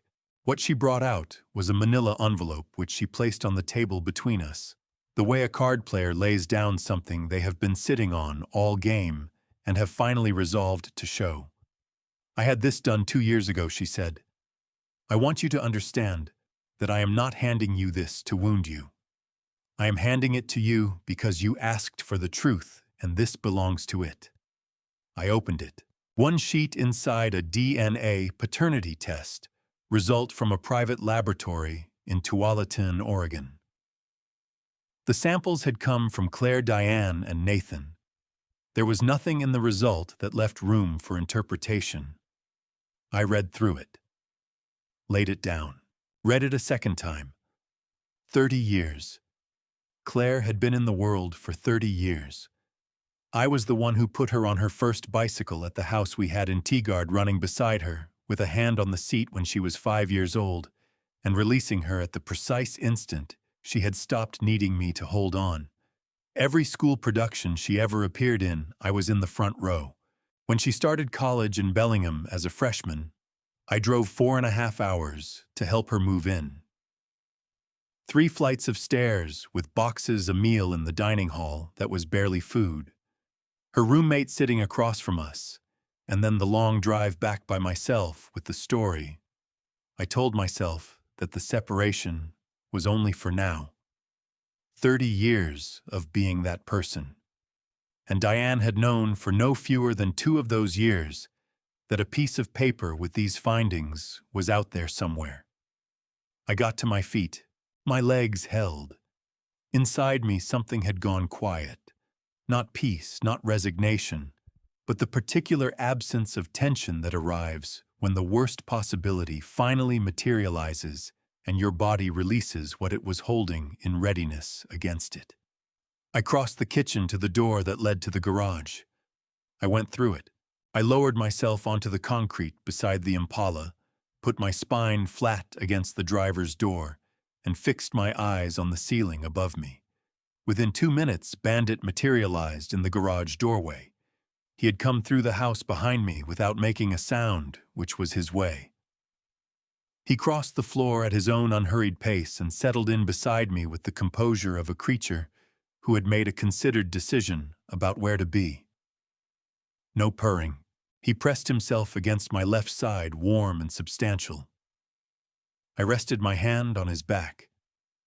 Up in the far corner of the garage ceiling, a water stain had been sitting there for 3 years, waiting for me to do something about it. I looked at it now. It had spread outward in the way that things spread when no one is watching them closely enough, gradual, irregular. And by the time you see how large it has become, it has already been large for some time. I saw that shape differently now than I ever had. I sat on the garage floor for 40 minutes in total. Bandit remained beside me through all of it. Small fidelities register when the large ones have failed. I noted his, and it mattered. At some point, the door behind me opened and Gwen looked in, and I moved my head just slightly to the side, and she read that correctly and pulled the door closed and said nothing. She had always had that ability, knowing when a person wanted company and when they required the particular privacy of their own quiet, for however long it needed to last. Diane was no longer in the house when I went back inside. Bag coat gone, no farewell, no announcement, just an absence where she had been. That was how things had been departing from my life lately. Efficiently and without making a scene, Gwen had set herself up at the kitchen table laptop, open a legal pad to one side covered in her neat angular script. She left, I said. I know, Gwen said. I let her. I pulled out the chair across from Gwen and sat. I looked at what she had written on the pad. 3 entries. Petra Langford Aldrin and Langford Family Law and a phone number. Underneath that, freeze joint accounts. Under that, underlined twice, call Claire. I need to call Claire, I said. Yes, Gwen said. Nothing further. She folded the laptop shut and cleared her space, leaving me the table to myself. I took out my phone. Claire's contact picture was from 2 Decembers ago. Her at this same kitchen table, dark hair falling loose, laughing at something that had happened just out of frame. I was the one behind the camera. I could still see the exact angle of the afternoon light through the window, the way it caught the edge of her hair. I dialed. 4 rings. Voicemail. Her recorded voice was light and warm, promising to get back soon. I left a message, brief. Claire, it's Dad.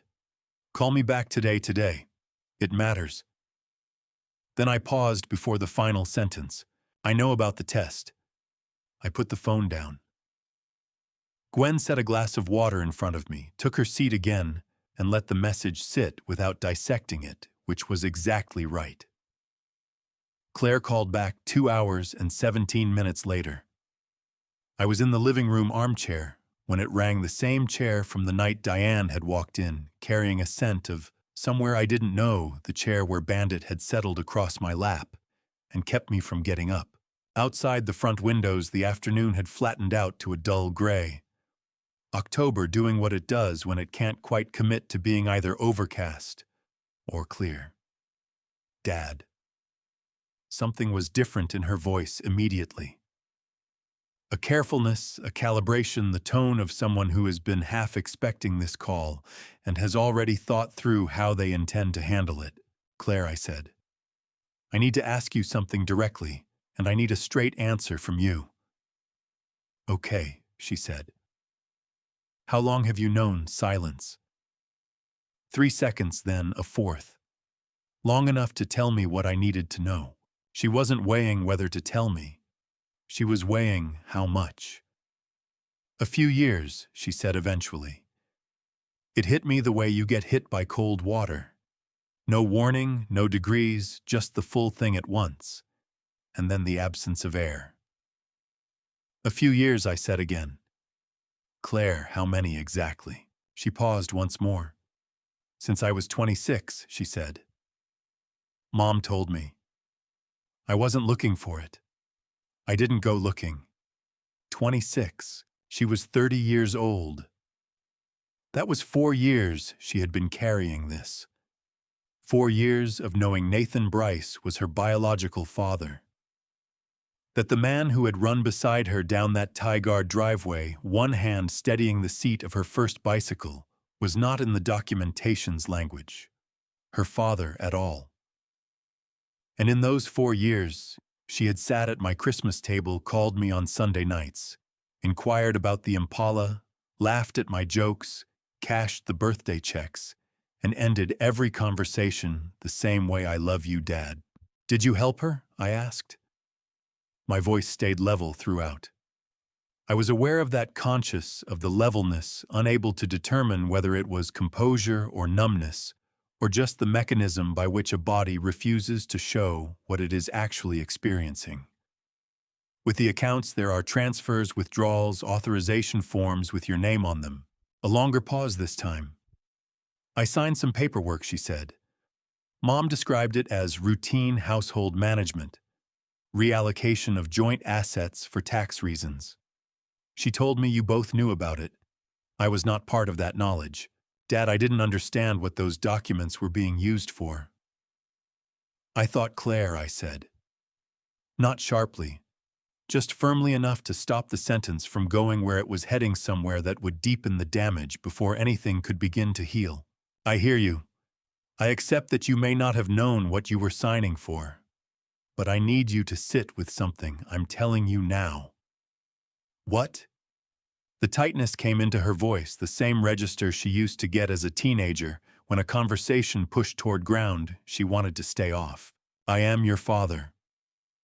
Whatever any document concludes, I am the man who was present for 30 years. 30 years. I was there. And what I am asking you to do right now is tell me where you stand, not as a tactical choice between your mother's position and mine, but as a question of who you actually are in all of this. The silence after that was the longest of the call. I don't think I can do this right now, she said. I need time. Silence filled the line. She hadn't ended the call. I could make out her breathing, the low background hum of her Pearl District apartment, a city bus rumbling past somewhere below. Claire, I said. I'm sorry, Dad. Those last 2 words caught in her throat, just barely a small fracture running through the measured composure she'd been holding on to. I'm really sorry. The call dropped. I remained where I was, phone resting in my palm, watching the dull gray of an October afternoon bleed through the window glass. 30 years of being present for her life. 4 of those years she had carried this and said nothing. I let that land. Gwen materialized in the doorway. One look at my face, and she had the whole picture, the way only a sibling can read you, someone who learned your expressions before you'd learned your own habits. She knew, Gwen said. Flat. No question mark. 4 years, I said. She crossed the room and perched on the nearest arm of the couch. She didn't rush to soothe me, and that was right. Whatever comfort exists in the world, none of it was cut to fit this particular wound. Instead, she simply stayed close, letting the fact of it breathe between us until she was ready to speak. "Russell," she said at last, "I need to show you something." She put the laptop in my hands. She'd gone into the joint savings account through the full browser the night before, using the login credentials I'd handed over that morning, getting further back into the history than my phone's app had ever shown me. 14 months of transactions pulled and printed. On her legal pad, she'd given each category its own color. ATM withdrawals in red, wire transfers in blue, internal account movements in green. There was almost no green at all, 47 transactions in total. Gwen explained, tracing back to September of the previous year, the wire transfers had fanned out through 3 separate intermediate accounts. Where they ultimately landed, our records couldn't show. But the pattern itself, she said, nobody who moves money this way is acting on impulse. This was engineered. I studied the 2 columns on her legal pad, red and blue, red and blue. 47 entries. 14 months. At the foot of the page, her running total sat in red ink underlined with a single firm stroke, $2,114,000. 28 years to accumulate that figure. Bonuses earned and reinvested, decades of passing on the risky bet in favor of the steady one because there was a household to carry and a future to protect. And while I had been stepping around Bandit each morning tinkering on the Impala, at dusk anchored in the quiet confidence of a man who believes his life is intact, it had been draining away one wire at a time for 14 months. I stared at that total a good while. Then I dialed Petra Langford. After I hung up, I looked at Gwen from across the kitchen table. 2 days, I said. 2 days we can work with, she said. 2 days is enough to get organized. That was Gwen's way with catastrophe.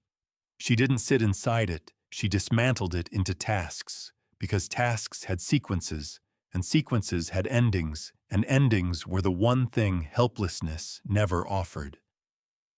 I'd seen the same mechanism engage when her marriage fell apart 20 years ago, when we buried our mother when water came through the ceiling of her condo the week before Christmas. She'd had a contractor locked in before most people would have stopped crying about it. She dragged the legal pad close, and at the top of a blank page wrote 2 headings, "What we know, what we need." The rest of that afternoon belonged to the kitchen table. She had printed all 47 pages of the transaction record, 1 entry per page covering all 14 months, and sorted them into 3 stacks with the calm precision of someone who'd once governed a school's $4 million budget and found balance sheets considerably less alarming than ordinary people do. Withdrawals on one side, wires on the other. The third stack was everything that didn't fit neatly, smaller online payments, miscellaneous transfers that moved differently from the main pattern. Bandit commandeered the empty 4th chair and watched all of it with the grave, focused air of a specialist called in to review a troubled file. The wire transfers commanded the most attention, 11 of them scattered across those 14 months, each ranging somewhere between $40,000 and $230,000, every single one, routed through a chain of intermediary accounts before the trail went cold beyond what our records could reach. Gwen had marked the last traceable stop on each transfer with a red circle. "These 3 here," she said, tapping a cluster from the spring, "they all resolve to the same routing number." I pulled it up this morning.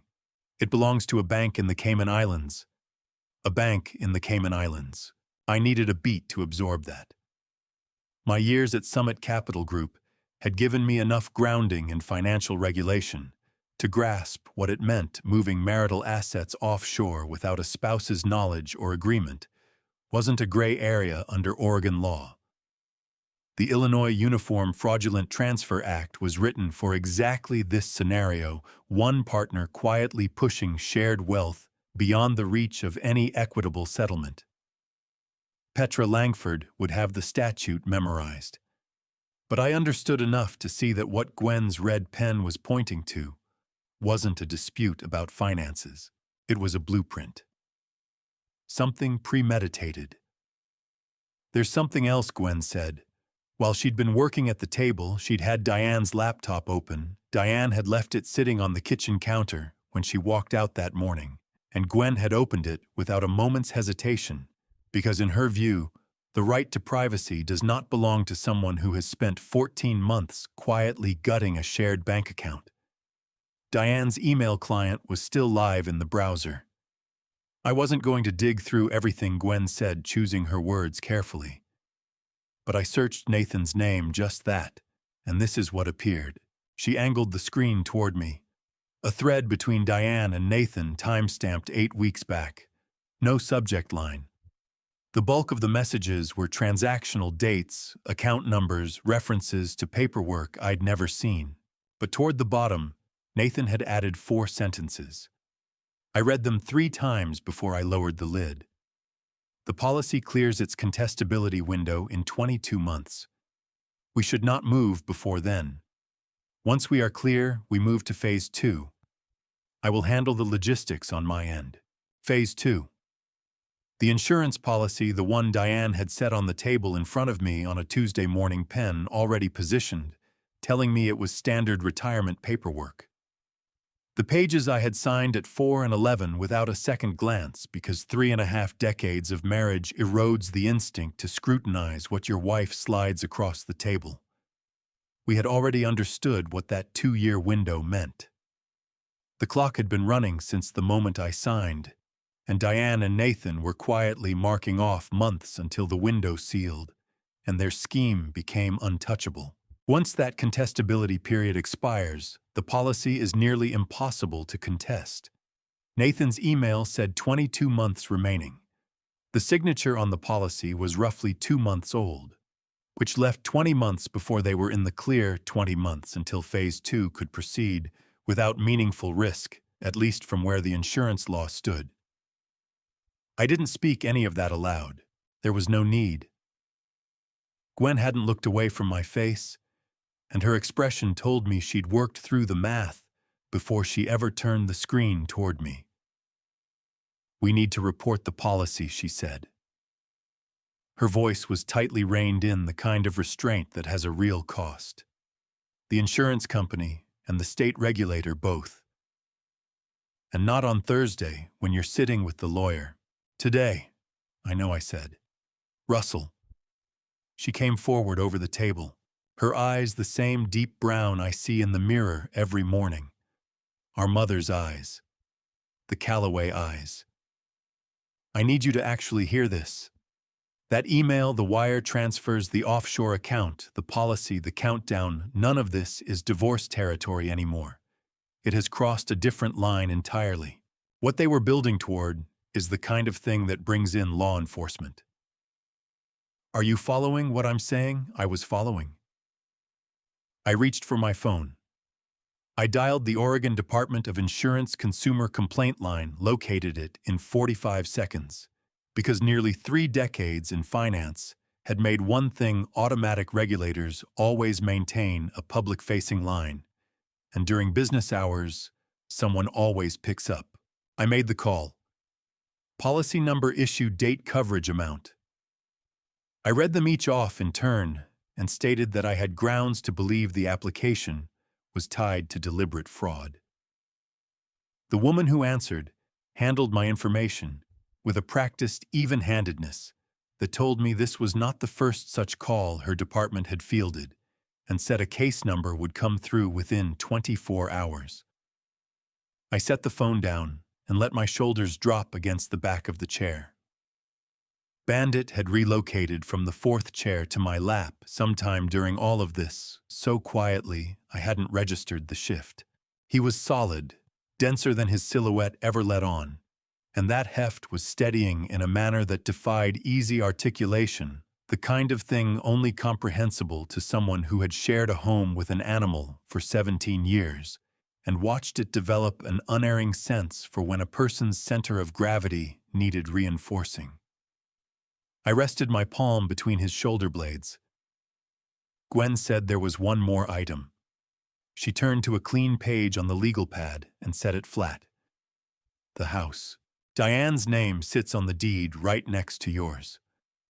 The moment she suspects we've been digging into this, she might move fast, a second mortgage, a quiet sale, something that happens before you can stop it. Petra has to file to block that. Lis Pendens. I said the phrase resurfacing from a property deal I'd handled at Summit Capital Group years back. Under Oregon law, a lis pendens is a formal declaration of legal dispute that attaches directly to a property's title, and once it's on record, the property can't be sold or refinanced until that dispute reaches resolution. It was in effect placing a legal hand flat on the table and announcing contested ground, nothing moves. Exactly, Gwen said. I wrote it down. Jut Lis Pendens, Thursday, Petra Langford. Beyond the kitchen window, October's afternoon light was seeding to dusk. The overhead bulb turned the glass above the sink into a dark mirror, and I could make out the whole scene inside it. The table, the scattered papers, Gwen's handwriting filling the legal pad. Bandit settled across my legs, and at the center of it, a 60-year-old man at his own kitchen table ringed by the paperwork record of what 35 years of trust had come to. I held that image for a beat. Then I turned back to the page and lifted my pen. Thursday was still ahead of me, and there was work between here and there, work I at least understood how to do. Gwen found the number at 7 in the morning. I was still upstairs, not truly asleep, hovering instead in that suspended half-state that had supplanted real rest over the preceding days. Not dread exactly, but the quiet cousin of it, a low hum that sat behind everything. I heard her downstairs before I heard anything else, the particular kind of purposeful movement she reserved for mornings that had something worth rising toward. By the time I got down, the coffee was already brewed, the legal pad open to a blank page, and a sticky note on the table bearing a name and number in her narrow, angular script. Dr. Audrey Kessick, and beneath it, a Portland area code. Office on Southwest Broadway. Gwen said, pressing my mug into my hands. Trauma and life transitions. Her site says she takes emergency appointments for new patients, as well as existing ones. Then Gwen sat down and fixed her gaze on me. You're calling her this morning. Gwen Russell. She said my name the way she always had going back to childhood. Just 2 syllables, but they carried the full weight of her opinion. 4 days, she said, and you've been sitting inside the worst thing that's ever happened to you with the lid screwed down tight. You have stayed calm and organized and functional, and I mean it when I say I'm proud of you for that. But you're 60 years old, and across those 4 nights, your body has banked maybe 9 hours of sleep total.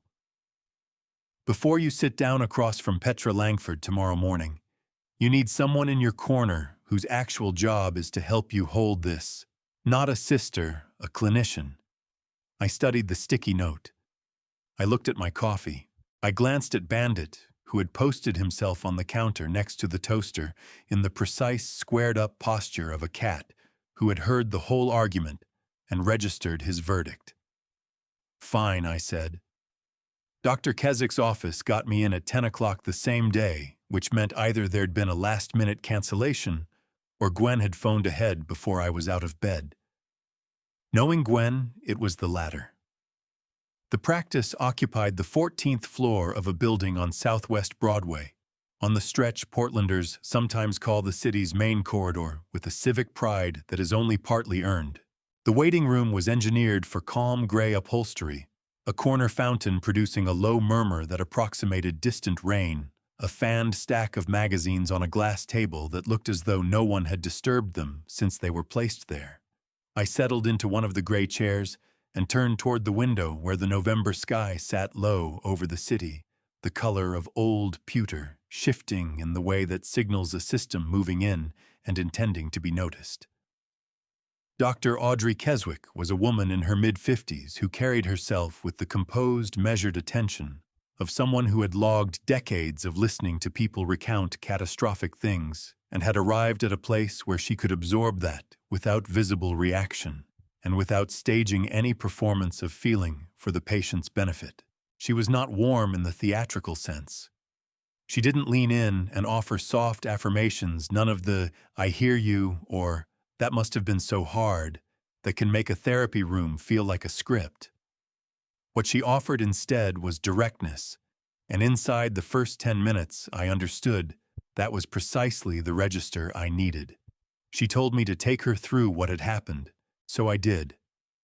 22 minutes, no interruptions, and I didn't fracture once, which I recognized, even as I noticed it said less about fortitude than about a system that had already absorbed the shock and was now running on something closer to autopilot. Not resilience. More like a circuit breaker that's done its job, tripped, load removed, waiting for someone to flip it back. When I stopped talking, she let a silence open up. Not the silence of someone casting around for a response, but the silence of someone who already knew what they wanted to say and was selecting the exact moment to say it. "Russell," she said, "I want to put a question to you, and I don't want a quick answer. Take your time." "All right," I said. "What frightens you most right now?" I turned back to the window. The sky over the city was pewter and restless, the kind of November afternoon that arrives already decided. "That I'll spend whatever years are left to me inside this anger," I said. "That I'll never get out from under it." The answer came as a mild surprise. I hadn't known that was the one sitting at the top until it came out. Dr. Keswick gave a single nod. "And what does the other side of that look like?" I gave it a real moment. "I don't have a clear picture yet," I said. "Something with less noise. Something whose organizing principle isn't what was taken from me." "That's a precise thing to know about yourself," she said. "Most people can't name it that cleanly until months have passed." "I've had 4 days, and not much else occupying the space," I said. She nearly smiled. "Didn't quite get there. When you described what Nathan did, you used the word betrayal. When you talked about Diane, you said what happened and the situation. Were you aware of that?" I hadn't been. I said so. "I want you to use the same word for both," she said. "If it fits." I sat with it. Through the closed door, the waiting room fountain was still audible, that steady, soft passage of water over stone. "Betrayal," I said. "Both of them.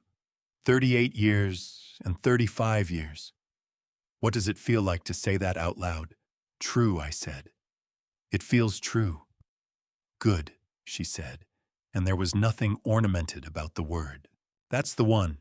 Don't set it down." She shifted back in her chair. "You're 60. Reasonable odds you've got another 25 or 30 years running. The real question isn't what Diane did or what Nathan did. That chapter is closed, it happened, it can't be recalled. The question is what foundation you want under your feet when the next chapter opens." I looked at her directly.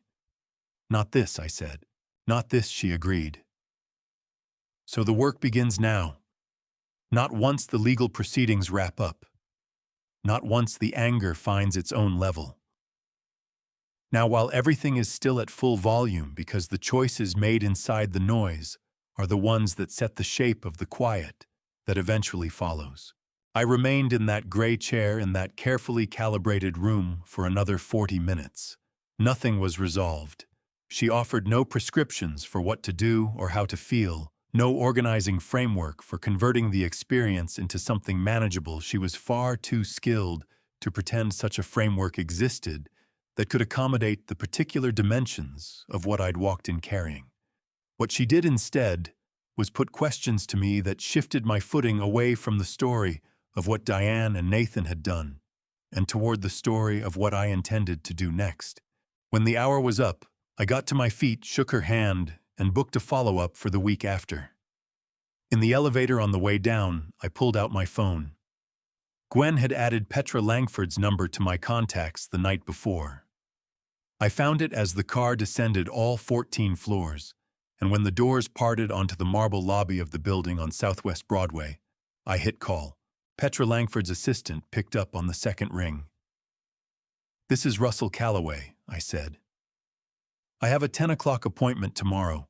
I want Miss Langford to know before we sit down that what I'm bringing her goes beyond a divorce filing. There is documented wire fraud involved and a foreign account. I need her to have that picture in advance." A short pause. "I'll make sure she has that information, Mr. Calloway. We'll see you at 10. I stepped out onto Southwest Broadway. The November air off the river came at me without warning, cold and straight, and entirely uninterested in whatever I was carrying internally. I stood on the pavement and let it hit me for a moment. Then I started moving. Gwen had been right. The work had been underway for some time already. It had begun the moment I'd raised my phone in parking garage B at 2:51 in the morning and dialed the one person I trusted to answer on the first ring. It had continued through every page of bank records, every question put to paper at that kitchen table, every moment when grief and fury were both pressing hard, and I had chosen the pen over the spiral. I was not clear of the anger. I was not clear of any of it. But I knew what ground I was standing on, and I knew for the first time since 11:47 p.m. on a Wednesday night which direction I was heading. The offices of Aldrin and Langford Family Law occupied the 22nd floor of a building in the Loop, which is what Portlanders call the downtown core, threaded by the light rail lines that ring its center. The building had the particular quality of Portland commercial architecture from the 1980s, solid and purposeful, put up with the confidence of a city that felt no need to account for itself. Petra Langford was already in the conference room when the assistant showed me in 1 minute past 10. She was a woman in her mid-40s, dark suit, dark hair, cropped close with the kind of close scanning attention in her eyes that I recognized from people who read contracts and financial statements the way other people read faces, hunting for what isn't there as much as what is. She stood, shook my hand without ceremony, and said, "Mr. Calloway, sit down. Tell me everything." I sat down. I told her everything. I had brought the 47 pages of printed bank transactions, the photographs of the savings account statements, the screenshot of Nathan's email with the phrase Phase 2, and the life insurance policy I had pulled from the kitchen drawer the previous evening. I placed them on the conference table in the sequence Gwen and I had organized them, chronological, because 28 years of financial work had made clear to me that the most effective way to present a pattern is to let the timeline carry the argument first. Petra did not interrupt. She read each document as I set it in front of her, putting small, precise marks in the margin of her legal pad. When I was finished, she laid her pen flat and looked across the table with the expression of someone who has sat with every variety of difficult marriage story and has learned that the specifics still count. "All right," she said. "I'm going to tell you several things, and I need you to hold your questions until I've finished all of them." "Go ahead," I said. "This is not simply a divorce case," she said. "It is that, but it's also a fraud case, and from this point those two things run on separate tracks. The civil track, the divorce is mine. The criminal track belongs to state and federal authorities. And based on what you've put in front of me this morning, I have no doubt the track will be opened." She tapped Nathan's email with 2 fingers. "Let me take you through what I see." She turned to a fresh page and wrote 4 numbered lines. First, she said wire fraud under federal law, specifically 18 United States Code, Section 1343. Transmitting funds electronically as part of a scheme to defraud is wire fraud, and every individual transfer is a separate count. You have 11 transfers documented here. That is 11 potential counts, each carrying a maximum sentence of 20 years. Diane and Nathan did not commit one crime. They committed the same crime 11 times across 14 months. I looked at the number 11 written on her pad. Second, Petra went on conspiracy to commit insurance fraud.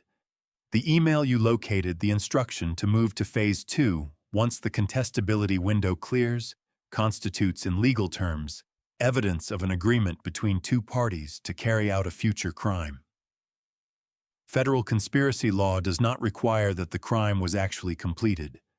It requires only that an agreement existed and that at least one participant took a concrete step toward executing it.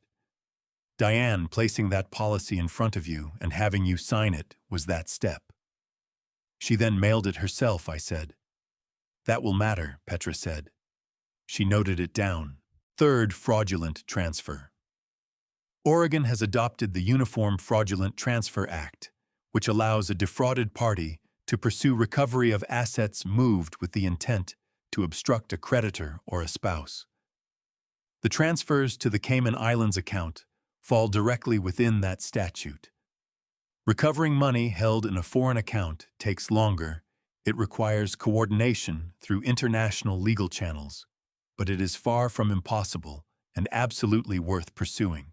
She paused, and the look she gave me before the fourth point was slightly different from the ones before it. Fourth, she said, financial exploitation of an older adult. Oregon law identifies the financial exploitation of individuals aged 60 and above as a criminal offense separate from the underlying fraud. You are 60 years old, Mr. Calloway. The systematic dismantling of your retirement assets over 14 months, carried out entirely without your knowledge or agreement, meets that statutory definition. I want you to understand, this is not a footnote to the rest of the charge list. In Oregon, it materially elevates the severity of the case. I sat with that for a moment. Older adult. There was something that required adjustment in hearing those words laid against me. I was 60 years old. I had driven myself here this morning. I had organized 47 pages of financial records before breakfast. The designation felt both precisely accurate and somehow provisional, the way certain true things feel when you understand them intellectually, but your self-image hasn't fully admitted them yet. What do we do first? I asked. 3 things today, Petra said, already writing. 1, we filed to freeze the remaining joint accounts. Your name is on every account, which gives you the unilateral legal authority to do it. I'll have the paperwork prepared by end of day. Freezing the accounts halts any further movement of funds and signals plainly that the situation has shifted. She looked up. Does Diane know you've gone through the banking records? She knows I saw the balance, I said. She does not know I have 47 pages of transaction detail, good Petra said. 2 lis pendens on the property filed today. A lis pendens is a formal notice recorded with the county clerk that attaches to your home's title and puts any prospective buyer, lender, or title company on notice that the property is subject to active litigation. Once it's on record, Diane cannot sell. The house cannot be mortgaged further or refinanced without the court's involvement. It stays exactly where it is until we say otherwise. She wrote lis pendens on the legal pad and circled it. 3, she said, and her tone shifted marginally, not softer, more deliberate. I am going to refer what you've shown me to a contact in the FBI's Financial Crimes Division in Portland. Wire fraud at this scale involving foreign accounts and a documented conspiracy falls within federal jurisdiction. I want a federal investigator examining this before Diane or Nathan have any reason to think the scope of what's being looked at extends beyond a divorce filing. She set her pen down and held my gaze. Mr. Calloway, she said, the life insurance policy. The contestability period is 22 months from the issue date, as Nathan's email makes clear. You are currently approximately 2 months into that window. That means they believed they had 20 more months before a claim could be made without drawing serious scrutiny from the insurer. She let a brief silence sit there. I want to be direct with you about what that timeline implies regarding their intentions even without putting it into words. Are we clear on what I'm telling you? Yes, I said. Completely clear. The Oregon Department of Insurance has your report from yesterday. That's already done. What I want to do now is go a step further, reach the insurer itself, not just the oversight body, and put the policy under formal review. Once an insurer flags a policy on fraud grounds, it goes dormant. The contestability window becomes irrelevant. She rose from her chair and put out her hand. Before you leave this building, she said, I need that Phase 2 email forwarded from your personal account directly to mine. A printed copy isn't enough for federal evidentiary purposes. The digital trail has to be established independently, and it has to start now. I forwarded it while still in my seat at the conference table. A moment later, I heard the notification from her phone on the far side of the room. She checked the screen and gave a single nod. Good, she said. I got up. My footing was solid. The north-facing window behind the table framed a slice of open water between the roof lines, gray, enormous, moving at its own pace, utterly unbothered by what had just been decided in the room above it. Miss Langford? I said, give me an honest timeline. She didn't reach for comfort. If Diane sees the criminal exposure clearly and doesn't fight the civil terms, the divorce side could wrap up quickly. The prosecution track runs longer. Recovering what's in the Cayman Islands takes the longest of all.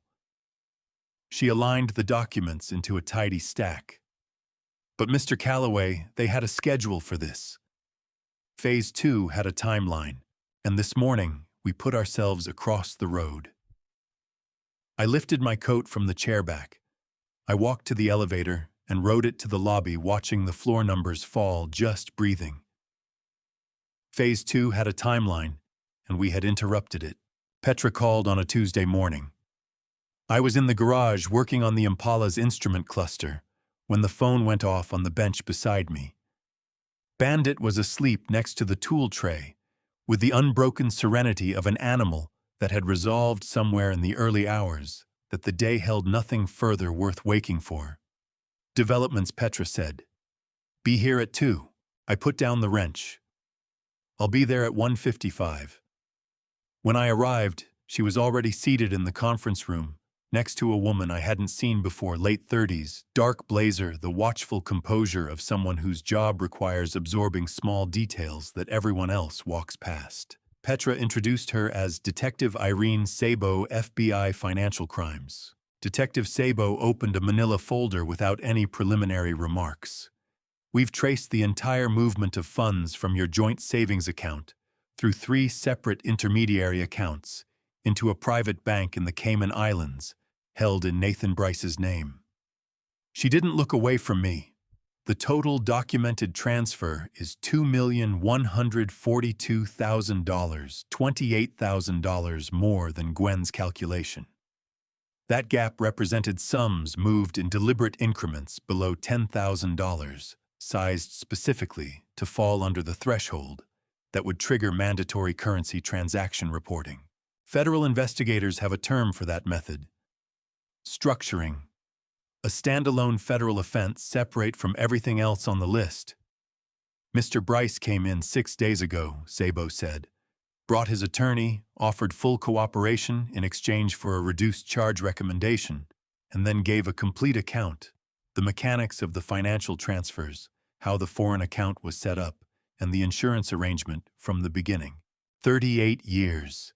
Nathan had walked into a federal interview room and laid it all out in the careful, pre-approved language of a man whose lawyer had told him cooperation was the better math. While I was in the garage believing I was rebuilding a car for a daughter who turned out not to be mine, I wasn't surprised. Arrangements built on shared interest fracture the instant one party decides that talking costs less than keeping quiet. Nathan had always been drawn toward the path of least resistance. And Diane, I asked? Petra's hand came to my forearm briefly, her way of signaling me to let Zobo finish. Mrs. Calloway was informed 2 days ago that she is the subject of a federal investigation. A voluntary interview has been requested for next week. She's retained her own attorney. She'll be told to say nothing, I said. Detective Sabo's face gave back nothing. That is a common approach, she said.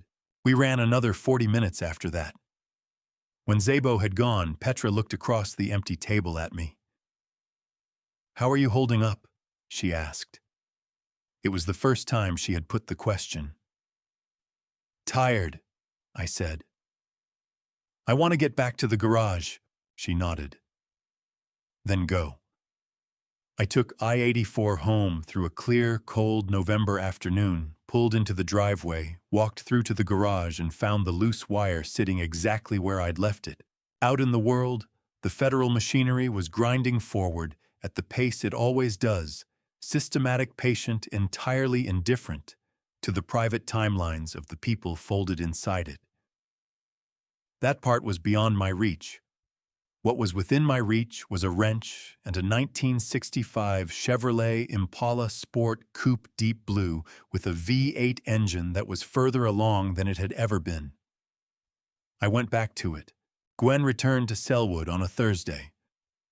She had occupied the guest room for days, started coffee every morning before my feet hit the floor, printed those 47 pages of statements, unprompted, sat with me in a concrete parking garage at 3 a.m, and possessed the way people do who have known you from before you were fully formed, an exact sense of when you needed company and when you needed the room to yourself. At the front door, duffel bag on her shoulder, she pulled me in and held the hug a moment past its usual length. She didn't speak. That was exactly right. I watched her taillights until the corner swallowed them. Then I turned and went back inside. The house had the quality of quiet that settles in after it's held more people than normal and hasn't yet recalibrated to fewer. I stood in the hallway and let it sit around me. Then I started moving through the rooms. Not searching, just moving. The living room where Bandit occupied the couch with the proprietorial calm of a creature relieved to have the square footage back to a sensible ratio. The kitchen where Gwen's legal pad still lay open on the table, her handwriting, her columns a set of numbers I could have recited from memory. The hallway, the bedroom, the bathroom from which Diane's things had simply ceased to exist. The shelf above the sink, my razor, my shaving cream, a bottle of ibuprofen. The absence wasn't a wound you'd flinch from. It was quiet and exact. A shelf that had organized two people's mornings now organized one person's. I stood in the bedroom doorway for a stretch of time I didn't measure. Then I came back downstairs, sat at the kitchen table and raised the lid on my laptop. For 2 weeks, I had been writing an email to Claire inside my head. Not typing it, composing it. The way you work on something that isn't ready to exist yet but won't leave you alone. I opened a new message window. I typed in her address. I held the cursor in the subject line for a long beat, then bypassed it and went straight to the body. I wrote, Claire, I'm not going to ask you to explain yourself. I've spent a lot of time thinking about whether I want an explanation, and I've decided I don't. Not yet, maybe not ever. What I want you to know is this. The 30 years are still real to me. Everything I did because I loved you. That doesn't require your biology to be true. It only requires mine. I'm not asking for anything back. I just needed you to know that I know the difference between what you are to me and what a piece of paper says. Those are not the same thing. They have never been the same thing. Dad, I read it through twice. I saved it to drafts. Petra rang at 4 that afternoon with the news I'd been waiting for. Diane's attorney had reached out to her that morning. Given the federal investigation's scope and the documented stripping of marital assets, Diane was not going to fight the core terms of the settlement. The house came to me. The remaining joint accounts came to me. The studio, the tools, the garage, the Impala mine. Diane kept her personal savings account, which Petra had confirmed held considerably less than Diane had presumably planned, on the federal freeze having reached accounts held solely in her name. Falcon. The settlement gets formalized over the coming weeks, Petra said. I'll be direct with you. The criminal case runs on its own clock and isn't tied to the divorce timeline. The foreign asset recovery is a separate civil matter that one will take longer still. But the house is yours. Your retirement savings are intact, and your position today is materially stronger than it was 5 weeks ago. Thank you, Petra, I said. Go work on the car, she said, and ended the call. I sat at the kitchen table for a moment after she hung up. Bandit came in from the living room and jumped up next to my laptop, which he was not permitted to do, and positioned himself with his cloudy eye trained on the screen where Claire's unsent draft was still open. He studied the email, then he studied me. Not yet, I told him. He lowered his chin onto his front paws and shut his good eye. I closed the laptop. I went out to the garage. The Impala was right where it always was, patient, unfinished, occupying exactly the space it had always occupied. I pulled the stool up to the workbench and sat with it in the late afternoon light, angling through the small window, the deep blue of the bodywork catching that light and holding it the way good paint does, as though it had been waiting for precisely that angle. Closer to done than it had ever been. I picked up my wrench. I wore a tie not because anyone required it. Aldrin and Langford family law did not post a dress code for divorce settlement signings, and if they did, I doubted neckwear would be on the list. I wore it because for 35 years I had been the sort of man who put on a tie when something carried weight. And this carried weight. Even as an ending, it deserved that acknowledgement, and I was not going to walk in there like it was a routine stop. I drove to the Loop alone, parked in the same garage I'd used the first time, rode the elevator to the 22nd floor. Petra's assistant brought me to the conference room, where the settlement documents were already spread across the table in the sequence they needed to be executed, 7 pages each, tabbed at the signature line in the color-coded shorthand of an office that processes moments like this regularly enough to have built a protocol around them. Diane was not present. She had signed through her attorney the previous afternoon. Her signature was already there on every page in her familiar hand, the same handwriting I had watched for 35 years, on grocery lists, birthday cards, the notepad that sat beside the kitchen phone. Just her name, then a blank line, then a colored tab waiting for mine. Petra sat across the table from me. She didn't push. I looked at the first signature line and held there for a moment. I thought about the morning we married, a June Saturday, a small ceremony in a garden in Beaverton that Diane had chosen because she wanted to be outdoors, wanted to feel the air. I had been 26 years old, and I had believed with the full, uncomplicated conviction of a young man who has not yet learned the price of certainty that I knew exactly what I was building. I took up the pen. I signed. Page 4. Page 7, the property deed transfer, the division of accounts, the dissolution of 35 years witnessed and notarized and filed with the Multnomah County Circuit Court. When it was over, Petra collected the pages. She looked at me across the table with the direct, unornamented expression I had come to recognize as her version of respect. "It's done," she said. "Yes," I said. I stood, pulled on my coat, and shook her hand. She held it 1 beat longer than necessary, not warmly, not with theater, just 1 additional second that acknowledged something without giving it a name. Then she let go. The elevator carried me down 22 floors. The lobby doors opened onto Southwest Broadway, and the December air found me immediately sharper than November, carrying the focused bite of a Portland winter that has dispensed with courtesy. I stood on the pavement and looked toward the river, mine. The word sat oddly. After 35 years of ours, our house, our accounts, our life arranged around the premise of a shared future. The word mine settled in my chest, like a room that had been reorganized. Same furniture, same walls, but everything shifted to different positions, and I would have to relearn where things stood before I stopped walking into them in the dark. I held my place on the sidewalk for a full minute. The wind moved through me and the city moved around me, and I let both.